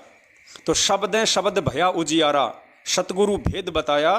फिर आगे क्या कहते हैं? अपने को आपे में पाया, ना कहीं गया ना कहीं आया। अपने को आपे में पाया। अपना कौन है पुण्यात्माओं? यहां पे इस जीव आत्मा का अपना कौन है? क्योंकि ये शरीर को लेके वाणी नहीं है, ये आत्मा और परमात्मा को लेके वाणी है। तो आत्मा कह रही है कि अपने को आपे में पाया। इस आत्मा का अपना कौन है? वो परमात्मा जो सतगुरु रूप में धरती पे आया हुआ है। तो आत्मा कह रही है कि मैंने अपने को आपे में पाया, मेरे अपने कबीर परमेश्वर को, मेरे अपने परमात्मा को, जो इस आत्मा का पति है, उसको मैंने आपे में पाया। आपे में यानी अपने अंदर पाया। यानी जब सतगुरु ने लखाव करवा दिया मुझे कि बेटा जो शब्द मैंने तुझे सतलोक से चलते समय दिया था, आज देख उसी शब्द रूप में मैं तेरे गुरु के रूप में प्रकट हूं। तो परमेश्वर ने वो लखाव करवा दिया, अपनी पहचान करवा दी। फिर नामदेव जी कह रहे हैं जब उनको ये लखाव हुआ अपने सतगुरु के माध्यम से कि सतगुरु भेद बताया, फिर नामदेव जी कह रहे हैं कि अपने को आपे में पाया। यानी उस शब्द स्वरूपी गुरु को, शब्द स्वरूपी परमेश्वर को, उस मेरे आत्मा के पति परमात्मा को अपने को आपे में पाया, मेरे अंतःकरण में बैठा हुआ पाया, मेरे हृदय कमल में बैठा हुआ पाया, ना कहीं गया ना कहीं आया। उसके बाद मेरी सारी भ्रमणा मिट गई, ना मुझे कहीं आना ना मुझे कहीं जाना, और मुझे ये निश्चय हो गया कि अब मेरा मोक्ष निश्चित है, क्योंकि परमेश्वर ने अब मेरा पोंछा पकड़ लिया। तो ये है पुण्यात्माओं सार शब्द का लखाव, ये है सार शब्द का प्रकट होना। सार शब्द कोई जाप करने का कोई मंत्र नहीं है, राम राम राम राम श्याम श्याम श्याम श्याम जो भी ये लोग देंगे रोहतक में, ये है शब्द की प्रक्रिया। अरे भक्ति मार्ग का मूल कौन है? भक्ति मार्ग का मूल है सतगुरु। और सतगुरु का तुम जन्मदिन मना रहे हो तो तुम्हें लाख जन्म भी वो शब्द नहीं मिलेगा, लाख जन्म भी तुम्हें परमात्मा नहीं मिलेगा, भले तुम्हारी आंखों के सामने आया हुआ है। तो भक्ति का मूल, भक्ति का आधार, भक्ति की नींव केवल सतगुरु है, क्योंकि सतगुरु से ही भक्ति शुरू होती है। परमात्मा कहते हैं सतगुरु आदि अनादि है, सतगुरु मध्य है मूल, सतगुरु को सिजदा करूं एक पलक नहीं भूल। तो सतगुरु इस भक्ति का मूल है, इस भक्ति का मध्य भी सतगुरु है। सतगुरु आदि से भी था, सतगुरु अनादि भी है। हम रोज नित्य नियम में पढ़ते हैं सतगुरु आदि अनादि है, सतगुरु मध्य है मूल, सतगुरु को सिजदा करूं एक पलक नहीं भूल। सतगुरु पूर्ण ब्रह्म हैं, सतगुरु आप अलेख, और सतगुरु रमता राम है, इसमें मीन न मेख। इसमें जरा भी संशय नहीं है कि सतगुरु ही पूर्ण परमात्मा है, सतगुरु ही पूर्ण ब्रह्म है। इसलिए नामदेव जी कह रहे हैं कि अपने को आपे में पाया, कि जब मेरे को इतना विश्वास हो गया तो परमेश्वर ने मुझे अपना दर्शन करवाया, अपना शब्द रूपी वो दर्शन करवाया। और फिर मैंने अपने को आपे में पाया कि मेरा परमात्मा तो मेरे अंदर है, मेरे परमात्मा तो सदा मेरे पास में है, मेरे साथ में 24 घंटे वो शब्द रूप में है, मेरे इर्द गिर्द है, सदा मेरा साथी है वो। तो अपने को आपे में पाया, फिर ना कहीं गया ना कहीं आया। अरे जब भगवान ही मिल गया मुझे तो ना कहीं आने की जरूरत ना कहीं जाने की जरूरत। बाकी जब तक ये श्वासें परमात्मा ने दे रखी है तब तक मैं इस पृथ्वीलोक पे हूं, एक डमी की तरह, ये खाली खोखा है। जिस दिन मेरी श्वासें पूरी हो जाएंगी मैं सीधा अपने परमेश्वर के साथ में सतलोक जाऊंगा। तो पुण्यात्मा, ये है सार शब्द का लखाव, सार शब्द का प्रकट होना। और ये तभी प्रकट होगा जब आप अपने गुरु को परमेश्वर मानोगे। जब तक आप गुरु और परमात्मा दोनों को दो मानते रहोगे तो परमात्मा कहते हैं गुरु गोविंद दो नहीं भाई, और जो दो समझे वो दो जग जाई, वो नरक में जाएगा जो गुरु और परमात्मा को दो समझता है। और परमात्मा कहते हैं गुरु गोविंद कर जानियो रहिए शब्द समाए, मिले तो दंडवत बंदगी नहीं तो पल पल ध्यान लगाए। इतनी वाणियां परमेश्वर ने अपने ऊपर बोल रखी हैं कि सतगुरु स्वयं ही परमात्मा होता है, सतगुरु के अलावा दूसरा कोई भगवान नहीं होता है। तो आगे चलिए, आगे इसमें क्या बताया जा रहा है और वाणी में। हाँ, अब सुनिए वो वाणी परमेश्वर की। जब हम सतलोक से आए थे तो परमात्मा ने हमें सार शब्द दे दिया था, लेकिन हम उसको भूल चुके हैं। सुनिए गुरुदेव के मुख कमल से। सहजदास जोगजीत रूप में परमात्मा ने सबसे पहले दुर्गा को उसको पेट से निकाला और फिर कहा कि ज्योति निरंजन आदेश सुन ले, आज से तेरा नाम काल होगा। 1 लाख मानव शरीरधारी प्राणियों की गंध तू रोज खाया करेगा, 1.25 लाख उत्पत्ति करेगा। आज से तुझे यहाँ से देश निकाला दिया जाता है, तुम दोनों 21 ब्रह्मांड लेकर यहाँ से चले जाइए। अब ज्योति निरंजन ने बहुत प्रार्थना की, मेरे से गलती होगी, माफ कीजिए। परमात्मा बोले अब तेरा जो दोष है माफ करने योग्य नहीं है, और नहीं इस प्रकृति देवी का दोष माफ करने योग्य है। अब जाओ पहले धक्के खाओ, वहां तुम खूब ये सारे तंग हो लेंगे, कुत्ते गधे सुअर बनकर, गंदी नाली के कीड़े बनकर। वहां जब कति ब्रान मट्टी हो लेगी, जब आऊंगा तुम्हारे पास, जब पूछूंगा तुम कितने सुखी हो बेटा यहाँ पर, फिर ये ज्ञान सुनाऊंगा तुम कैसे फंसे, और तब तुम समझ सकोगे। लेकिन एक दयालु परमात्मा ने, पुण्यात्माओं कितना बड़ा संकेत है। गुरुजी कह रहे हैं कि परमात्मा ने कहा उस समय कि भाई जाओ, आज तो तुम मेरी नहीं मान रहे, लेकिन अब तुम इसके साथ में जाओ।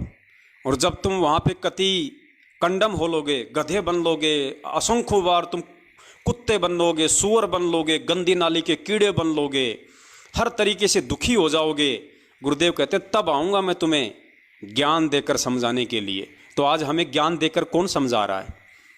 अब वो परमात्मा डायरेक्ट वे में नहीं कहेगा कि भाई मैं ही कबीर परमात्मा हूँ। अब ये संकेत हैं, ये इशारे हैं, इन्हीं से हमने समझना पड़ेगा कि आज हमारे सतगुरु रूप में धरती पे कौन है। अब आगे देखिए, परमेश्वर कह रहे हैं कि बच्चों तुम जा तो रहे हो, लेकिन ये सार शब्द ले जाओ, ये सार नाम ले जाओ, और इसको तुम भूलना मत। लेकिन एक दयालु परमात्मा ने जब हम इसके साथ आने लगे थे, ये विचार करना। यह परमेश्वर कह रहे हैं कि ये विचार करना, ये सामान्य सत्संग नहीं है पुण्यात्मा, बहुत बड़ा इशारा है कि सार शब्द बच्चों तुम्हारे पास में ही है, कहीं नहीं है, तुम्हारे अंदर ही वो शब्द है, तुम्हारे पास में ही वो शब्द है। सिर्फ तुम्हें उसकी मैं पहचान करवाऊंगा उस समय पे जब तुम उसकी पहचान करने के लायक हो जाओगे। लेकिन एक दयालु परमात्मा ने जब हम इसके साथ आने लगे थे, ये विचार करना, जब हम इसकी तरफ आने लगे और बहुत आसक्ति हमारी इसमें होगी, तो परमात्मा ने एक बात कही थी कि बच्चों ठीक है तुम अपने पैर पर कुहाड़ा मार रहे हो और इसके साथ जा रहे हो, परंतु इस सार नाम को याद रखना, इस सार शब्द को याद रखना। वो नाम बताया था प्रभु ने हमारे को, इसको मत भूलना, इसके द्वारा तुम मुझे याद करना, मैं तुम्हें वहां से छुटा लाऊंगा। अब काल भगवान ने सबसे पहले यहाँ आते ही वो सार नाम कति समाप्त कर दिया, वो सार ज्ञान ही नष्ट कर दिया कि कहीं इनको सार नाम याद ना रह जाए, और हमारे ऊपर ऐसा आवरण डाल दिया कि हमने 1 हफ्ता पहले की बात भी याद ना रहती, सतलोक की बातें याद कहाँ रहती। इस शरीर में, ऐसे शरीर में हमें बंद कर दिया। तो मनात्माओं, ये है इसका निष्कर्ष जो नामदेव जी अपने शब्द में कह रहे हैं कि शब्द है शब्द भया उजियारा। जो शब्द स्वरूपी आज इस पृथ्वी पे मेरे सतगुरु के रूप में, मेरे गुरु के रूप में जो प्रकट है, और जो शब्द सतलोक से आते समय इसी दयालु परमात्मा ने मुझे दिया था, जिसको मैं भूल चुका हूँ, वो दोनों शब्द आज आपस में मिल गए मेरे अंतःकरण में और मुझे पहचान करवा दी मेरे सतगुरु ने। सतगुरु भेद बताया, शब्द है शब्द भया उजियारा, सतगुरु भेद बताया, अपने को आपे में पाया, अपने को आपे में पाया। कि मैं जिसे मेरा सतगुरु समझ रहा था, जिसे मैं अपना खाली गुरु समझ रहा था कि ये तो खाली जो है मतलब सत्संग करने वाले हैं, ये तो उस कबीर परमात्मा के भेजे हुए हैं, जिनको मैं ये समझ रहा था, अब मुझे सतगुरु ज्ञान से जब सतगुरु ने मुझे भेद बताया, तब मुझे मालूम पड़ा कि अपने को आपे में पाया, कि ये तो मेरा वही कबीर परमात्मा है, वही शब्द स्वरूपी राम है, जो ऑलरेडी मेरे इस घट में सदा सदा से ही बैठा हुआ है, सदा सदा से मेरी आत्मा में जो समाया हुआ है। तो अपने को आपे में पाया, ना कहीं गया ना कहीं आया, कि मैंने तो अपनी आत्मा में उस अपने अंतर्यामी कबीर परमेश्वर को ही बैठा हुआ पाया। आगे चलिए पुण्यात्माओं, नामदेव जी की वाणी का अगला हिस्सा। जो कामनी कंठ का हीरा आभूषण बिसराया, जो कामनी कंठ का हीरा आभूषण बिसराया, संग की सहेली वेद बताया, यो जीव का भरम नसाया, साधो सारे शब्द मोह पाया। ए जी साधो सारे शब्द मोह पाया, कलह कल्पना मन की मिट गई उभय और कर्म नसाया, साधो सारे शब्द मोह पाया। अब क्या कह रहे हैं? जो कामिनी कंठ का हीरा आभूषण बिसराया। जैसे कोई औरत है जिसने अपने गले में कीमती हार पहन रखा है, हीरा पहन रखा है अपने गले में, अपने कंठ में, तो परमात्मा कहते हैं जो कामिनी कंठ का हीरा आभूषण बिसराया, और अचानक से उसको भूल पड़ गई कि मेरा हीरा कहाँ चला गया, मेरा वो बेशकीमती जो मैंने अपने गले में जो हीरा पहन रखा था वो कहाँ चला गया। और वो इधर उधर उस अनमोल वस्तु को ढूंढने में लग जाती है कि वो तो बहुत कीमती था भाई, इतना अनमोल था, और मुझे मेरे पति ने बड़े प्यार से दिया था, बड़े बड़े प्रेम से मुझे वो तोहफे में दिया था, और वो चिंतित हो जाती है कि कहाँ गया मेरा हीरा, कहाँ गया मेरा हीरा। तो परमात्मा कहते हैं जो कामिनी कंठ का हीरा आभूषण बिसराया। ठीक इसी प्रकार पुण्यात्माओं, वो अनमोल हीरा, वो अनमोल जड़ी बूटी जो परमेश्वर ने हमें सतलोक से आते समय दी थी, उसको यहाँ इस काल लोक में आके हम उसको भूल बैठे, हमने उसको बिसरा दिया। फिर वो हमारे को किसने याद दिलाया? जो कामिनी कंठ का हीरा आभूषण बिसराया, संग की सहेली भेद बताया, जो जीव का भरम नसाया। संग की सहेली भेद बताया। फिर उस औरत की कोई सहेली जो उसके पास में खड़ी हो या आई हो, और वो कहे कि क्या ढूंढ रही है, वो कहे कि भाई मेरा हीरा गुम गया, मेरा हीरा गुम गया, बहुत अनमोल था। और वो जो सहेली है जो उस हीरे को देख पा रही है, उसको खुद को दिखाई नहीं दे रहा लेकिन उसकी सहेली देख रही है, फिर उसकी सहेली हंसेगी और क्या कहेगी? ए नालायक, हे मंदबुद्धि, हे बावड़ी, ये देख ये रहा, ये रहा। वो उसको दिखाएगी, उसको पकड़ के कि देख ये रहा, ए मंदबुद्धि तू भी कहाँ बावड़ी हो रही है। फिर उसको शांति मिलेगी, और रे मैं तो सच्ची, ये तो भाई ये तो कहीं मेरा खो गया, कहीं मेरा गुर गया। फिर उसको कितना आनंद, कितना चैन, कितनी शांति मिलती है उसको जब वो चीज़ वो अपने गले में पाती है। तो ठीक इसी प्रकार पुण्यात्माओं, हम इस परमपिता परमेश्वर कबीर साहिब जी को भूल चुके थे। काल भगवान ने ये सार शब्द जो उस परमेश्वर का वास्तविक रूप है, उसको इस काल भगवान ने भुला दिया था। फिर संग की सहेली भेद बताया। फिर हमारे सतगुरु देव जी, वो परमपिता परमेश्वर कबीर साहब स्वयं सतगुरु बन के आया, अर्थात उसने हमारी सहेली बन के फिर उसने हमें उस शब्द की पहचान करवाई, हमें उस शब्द की पहचान करवाई जिस शब्द को हम भूल चुके थे। फिर सारे भ्रम नसाया। फिर उस जीवात्मा का, उस भगत का सारा भ्रम नाश हो गया कि भैया ये तो वही कबीर परमात्मा है जो कबीर परमात्मा को मैं सतलोक में छोड़ के आया था, और जिस कबीर परमात्मा ने सतलोक से आते समय मुझे वो शब्द दिया था जिसको मुझे याद रखना था लेकिन मैं भूल चुका था, ये तो वही कबीर परमात्मा है। फिर उसके सारे भ्रमों का नाश हो जाता है, फिर वो गुरु का जन्मदिन नहीं मनाता, फिर वो गुरु और परमात्मा में भेद नजर नहीं करता, फिर वो गुरु अपने गुरु को और परमात्मा किसी और को नहीं मानता, उसका सारा भ्रम नाश हो जाता है।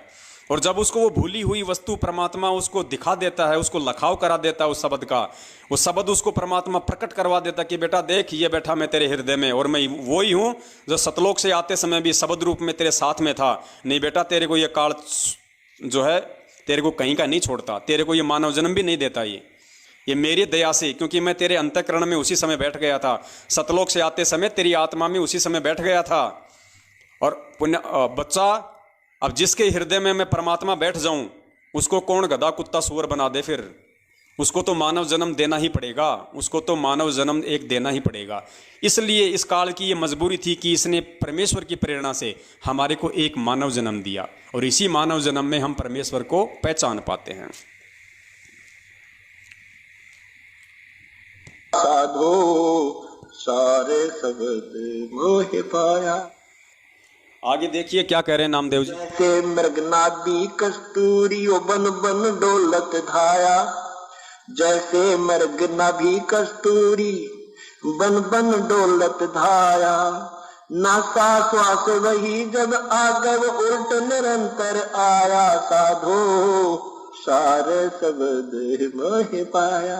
एजी साधो सारे शब्द मोह पाया, कलह कल्पना मन की मिट गई भय और कर्म साया, साधो सारे शब्द मोह पाया।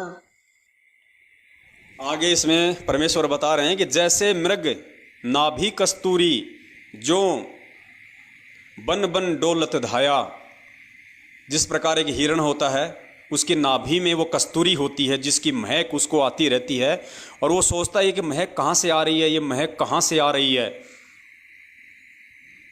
नासा श्वास वही जब आ गए वो उल्ट निरंतर आया, और किसी व्यक्ति ने उसकी गर्दन को पकड़ के और उसके नीचे कर दिया उसकी नाभि की तरफ, और जब उसकी नाक उस कस्तूरी के पास पहुंची और जब वापस उसने श्वास ली तो उसको मालूम पड़ा रहे ये नाभि, ये कस्तूरी तो मेरी नाभि में है और ये महक तो यहाँ से आ रही है।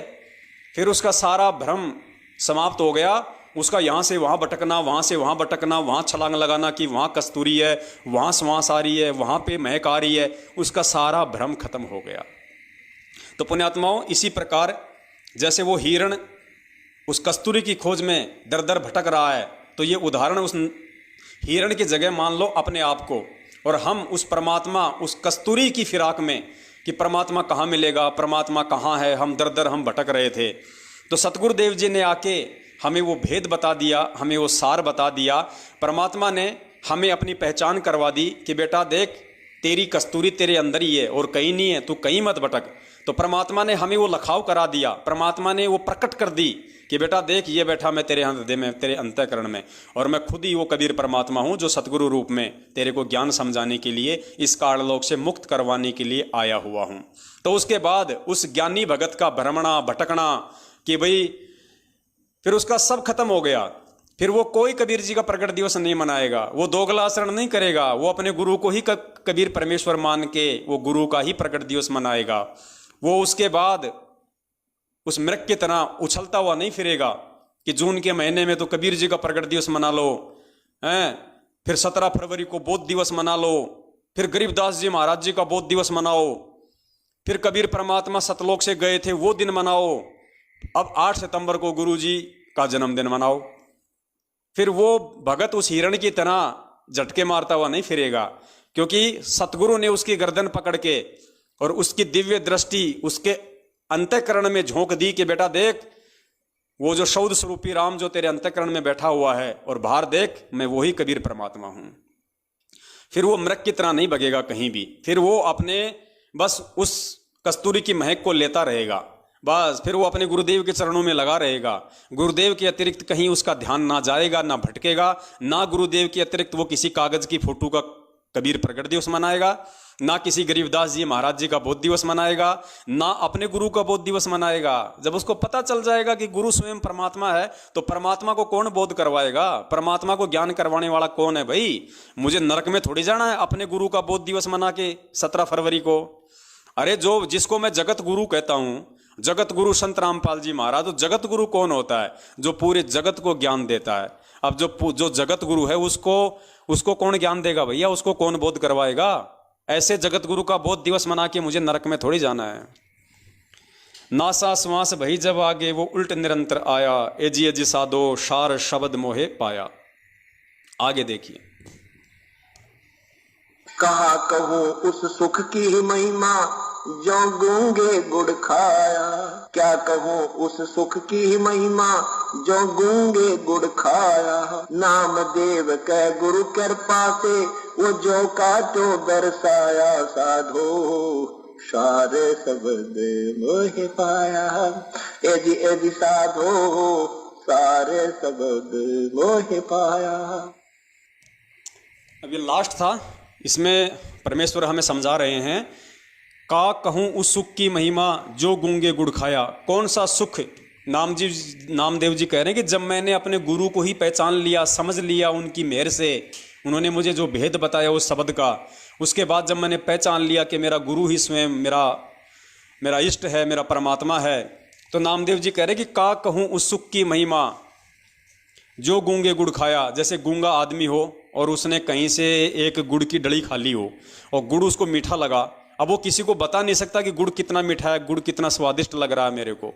वो महसूस कर सकता है उस चीज़ को, दूसरे को वो नहीं बता सकता। और बताने की कोशिश अगर ऐ करके करेगा तो दूसरा कोई समझेगा नहीं। तो ठीक इसी प्रकार पुण्यात्माओं, आप और हम आत्माएं अपने परम पूज्य सतगुरु रामपाल जी महाराज जी को पहचान के, उनको समझ के, जो हमने उनका प्रगट दिवस मनाना शुरू किया है, और प्रगट दिवस मनाते हुए हमें जो आत्मिक शांति का जो अनुभव होता है, जो हमें महसूस होती है, हमारे को जो धैर्य संतोष जो हमारे अंदर उत्पन्न हो चुका है, हम निसंशय हो चुके हैं, हमें किसी प्रकार का कोई भय नहीं रहा, ना 84 लाख योनियों में जाने का, ना गधे कुत्ते सुअर बनने का, ना इस काल लोक में अन्य योनियां प्राप्त करके धक्के खाने का। वो सुख हम केवल वही आत्माएं महसूस कर सकती हैं जो सतगुरु का प्रगट दिवस मनाना शुरू कर चुकी हैं, जिन्होंने अपनी आत्मा का एक पति चुन लिया, जिन्होंने अपनी आत्मा के 2 पति चुन रखे हैं, एक तो कबीर जी के कागज की फोटो को, दूसरा संत रामपाल जी महाराज जी को। उनको कभी भी वो सुख चैन नहीं हो सकता, उनमें कभी भी वो अंतःकरण में शांति पैदा नहीं हो सकती, वो हमेशा डामाडोल रहेंगे। तो यह नामदेव जी कह रहे कि का कहूँ उस सुख की महिमा जो गूंगे गुड़ खाया। नामदेव कहे गुरु कृपा से वो जो का त्यों दर्शाया। नामदेव जी कह रहे हैं कि सतगुरुदेव जी की दया से, उनकी कृपा से मैंने उस कबीर परमेश्वर को अपने अंतःकरण में ज्यों का त्यों बैठा पाया। किससे? गुरु कृपा से, यानी सतगुरु ने मुझे वो भेद बताया, सतगुरु ने मुझे वो लखाव कराया, तो मैंने अपने उस कबीर परमेश्वर को अपने अंतःकरण में ज्यों का त्यों पाया, ज्यों का ज्यों मुझे वो दर्शाया, मुझे दिखाई दिया वो परमात्मा कि ये तो दोनों एक ही है, जो मेरे अंतःकरण में बैठा हुआ है शब्द रूप में, और जो देही रूप में मेरे सामने हैं, जो ज्ञान समझाने के लिए जिनको देह धारण करनी पड़ी, जो मेरे गुरु हैं, ये तो दोनों एक ही हैं। तो नामदेव जी कह रहे हैं, नामदेव कहे गुरु कृपा से वो ज्यों का त्यों दर्शाया। वो ऐसा का ऐसा स्पष्ट रूप से मुझे दिखाई दिया कि भाई ये दोनों तो एक ही हैं, कोई दूसरा नहीं है।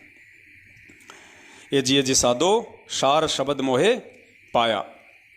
फिर आगे परमात्मा अपनी वाणी में कह रहे हैं, देही को सतगुरु कहे यो तो धुंधर ज्ञान। देही को सतगुरु कहे ये सब धुंधर ज्ञान, यानी ये बॉडी जो ऊपर है, इसके नीचे एक और बॉडी है, सूक्ष्म शरीर। वो सूक्ष्म शरीर के अंदर हम जो भी साधना करते हैं, उससे वो सूक्ष्म शरीर चार्ज होता है। और जो गुरु पद पर होते हैं, सतगुरु होते हैं, तो जो अंदर जो शरीर है उसमें उनकी शक्ति होती है। ऊपर के शरीर को तो ऐसा समझो जैसे सर्प कांचुली छोड़ जाता है, ये ऊपर की कांचुली है, अंदर वो सर्प अलग था। तो ये ऊपर जो बॉडी सूक्ष्म आपको दिखाई दी है, जो माता पिता से हमें प्राप्त हुआ है, ये तो एक कांचुली समझ लो सर्प वाली। और इसके अंदर ओरिजिनल शरीर है, वो है सतगुरु। और उस शरीर में वो शक्ति युक्त है। ऊपर से चाहे उसका 5 तत्वों का बॉडी कैसा ही लगता हो आपको, चाहे पुराना हो, टूटा फूटा हो, काला हो, पीला हो, सफेद हो, लेकिन अंदर जो वस्तु है वो है सतगुरु। जो इस बॉडी के अंदर है। देही को सतगुरु कहे ये सब धुंधर ज्ञान, चार दाग आता नहीं वाको सतगुरु जान। तो परमात्मा कहते हैं देही को सतगुरु कहे वाको धुंधर ज्ञान, चार दाग आवे नहीं वाको सतगुरु जान। परमात्मा कह रहे हैं कि तुम्हारे को जो ये मेरा शरीर दिखाई दे रहा है इसके अंदर है वो असली सतगुरु, यानी वो शब्द रूप परमात्मा का, परमात्मा की शक्ति, परमात्मा की पावर। इस जो ये शरीर दिखाई दे रहा है हमें, इसके अंदर है वो वास्तविक।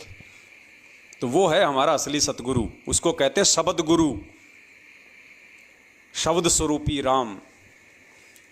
तो उसको जो पहचान लेगा इस देही के अंदर, यानी अपने गुरु को जो शब्द रूप में पहचान लेगा, पुण्यात्माओं सतगुरु की शब्द रूप में पहचान करना ही सार शब्द प्राप्त करना है, सार शब्द की जानकारी प्राप्त होना है। क्योंकि परमात्मा स्वयं ही सतगुरु रूप धारण करके पृथ्वी पे आते हैं। अब ये दो छोटे छोटे सत्संग है, आप जी सुनिए परमात्मा के, जिसमें पूज्य गुरुदेव संत रामपाल जी महाराज जी ने स्पष्ट कर दिया है कि वे कौन हैं। स्वयं कबीर परमात्मा है या आप और हमारी तरह मानुष हैं। गुरु बड़े गोविंद से मन में दिख विचार, हरि सुमरे वो रह गए भाई गुरु सुमर हो पार। कबीर गुरु गोविंद दोनों खड़े काके लागू पाए, बलिहारी गुरु अपना जिन गोविंद दियो मिलाए। कबीर परमेश्वर जी अपनी प्यारी आत्माओं को यथार्थ ज्ञान देने के लिए वे स्वयं ही आते हैं। क्या कह रहे हैं पूज्य गुरुदेव जी कि कबीर परमेश्वर अपनी प्यारी आत्माओं को ज्ञान देने के लिए वे स्वयं ही आते हैं। परमात्मा कह रहे हैं वे स्वयं ही आते हैं। तो स्वयं ही आते हैं तो फिर आज कौन है स्वयं? पुण्यात्माओं, इन छोटे छोटे संकेतों को समझना ही तत्व ज्ञान है। आत्माओं को यथार्थ ज्ञान देने के लिए वे स्वयं ही आते हैं, अपने सतलोक से चलकर आते हैं और वो गुरु की भूमिका निभाते हैं। क्योंकि यदि पृथ्वी पर गुरु होते तो परमात्मा को आने की आवश्यकता नहीं थी। पृथ्वी पर गुरु नहीं थे, ये लिटिल नॉलेज वाले गुरु थे, नीम हकीम थे। इन्होंने न तो अपने सदग्रंथों को समझा, इनके पास वो साधना भी नहीं थी जिससे ये कोई अनुभव ठीक कर सके परमात्मा के विषय में। इसलिए गुरु रूप में परमात्मा स्वयं ही आते हैं और वो अपनी महिमा भी बताने की चेष्टा करते हैं कि मैं परमात्मा हूं। लेकिन गुरु रूप में स्वयं परमात्मा ही आते हैं और वो अपनी महिमा बताने की भी चेष्टा करते हैं कि गुरु रूप में मैं खुद परमात्मा ही हूं। क्योंकि गुरुजी सत्संगों में असंख्यों बार जिक्र कर चुके हैं, वाणियों के माध्यम से परमात्मा जिक्र कर चुके हैं कि ना सतगुरु जननी जने जाके माना बाप। तो इससे क्या समझना चाहिए हमें? फिर गुरुजी ने क्या कहा कि इस पूरी पृथ्वी पे सत्संग करने का अधिकारी केवल कबीर परमात्मा ही है। परमात्मा ही सत्संग किया करते हैं और कोई सत्संग नहीं कर सकता। फिर गुरुजी ने क्या कहा कि सतगुरु की भूमिका खुद कबीर परमात्मा ही निभा सकता है। तो आज सतगुरु की भूमिका में कौन है? फिर गुरुजी ने कहा कि तत्वदर्शी संत की भूमिका स्वयं वो परमात्मा ही कर सकता है। तो आज तत्वदर्शी संत की भूमिका कौन कर रहे हैं? फिर गुरुजी ने कहा कि वो परमात्मा जगत गुरु बन के आता है पूरे जगत को ज्ञान देने के लिए। क्योंकि अगर यहाँ ज्ञान होता तो परमात्मा को जगत गुरु बन के आने की जरूरत नहीं होती। तो आज जगत गुरु के रूप में कौन है? फिर गुरुदेव ने कहा कि अपने द्वारा रची गई सृष्टि की सही सही जानकारी वो कबीर परमात्मा स्वयं ही आकर बताता है। तो आज सृष्टि रचना पूरी दुनिया को कौन बता रहा है 27 वर्षों से? तो पुण्यात्माओं, इस प्रकार गुरुजी कह रहे हैं कि वो परमात्मा अपनी महिमा को बताने की चेष्टा भी करता है। तो ये चेष्टाएं गुरुजी असंख्यों बार अपने सत्संगों में करते रहते हैं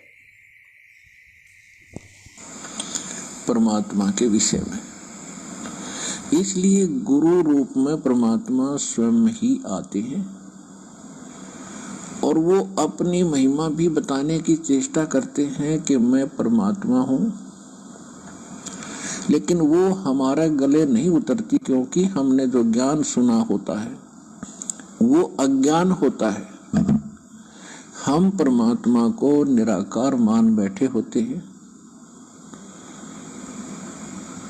और जिससे भी हम सुनते हैं या कोई उन ऋषि महर्षियों के अनुभवों को हम पढ़ते थे, तो सभी ने अंत में एक निष्कर्ष दे रखा था कि परमात्मा तो निराकार है, उसको देखा नहीं जा सकता, केवल परमात्मा का प्रकाश ही हम देख सकते हैं। तो विद्यार्थी की इतनी अकल नहीं होती, इतनी बुद्धि काम नहीं करती कि वो टीचर के व्याख्यान पर कुछ टिप्पणी कर सके। यानी श्रोता जो होते हैं वो जिनको गुरु मान बैठे हैं और उनके द्वारा दिए गए प्रवचनों पर वो अविश्वास कभी नहीं करते, ये स्वभाव होता है। और अविश्वास करने का उनके पास कोई पैमाना भी नहीं होता जिससे वो ये कह सकें कि नहीं गुरुजी आप ऐसे नहीं, ऐसा हमने पढ़ा है। तो जिस कारण से परमात्मा ने अपने आप को एक गुरु सतगुरु के रूप में ही अधिक पेश किया। यदि गुरु होते तो वो गुरु रूप में आए परमात्मा ही होते हैं। तो यहाँ परमात्मा इसलिए कह रहे हैं कि गुरु गोविंद दोनों खड़े और किसके लागू पाए, बलिहारी गुरु आपना जिन गोविंद मिलाए। यानी गुरु रूप में परमात्मा ही हो सकते हैं और बाकी जो गुरु हैं वो तो अलग बात है। कोई मोटरसाइकिल चलाना सिखा देता वो उसका गुरु हो गया, कोई गाड़ी चलाना सिखा देता उसका गुरु हो गया, माताएं अपने बेटियों को रोटी पाना सिखा दी और उनकी गुरु होगी।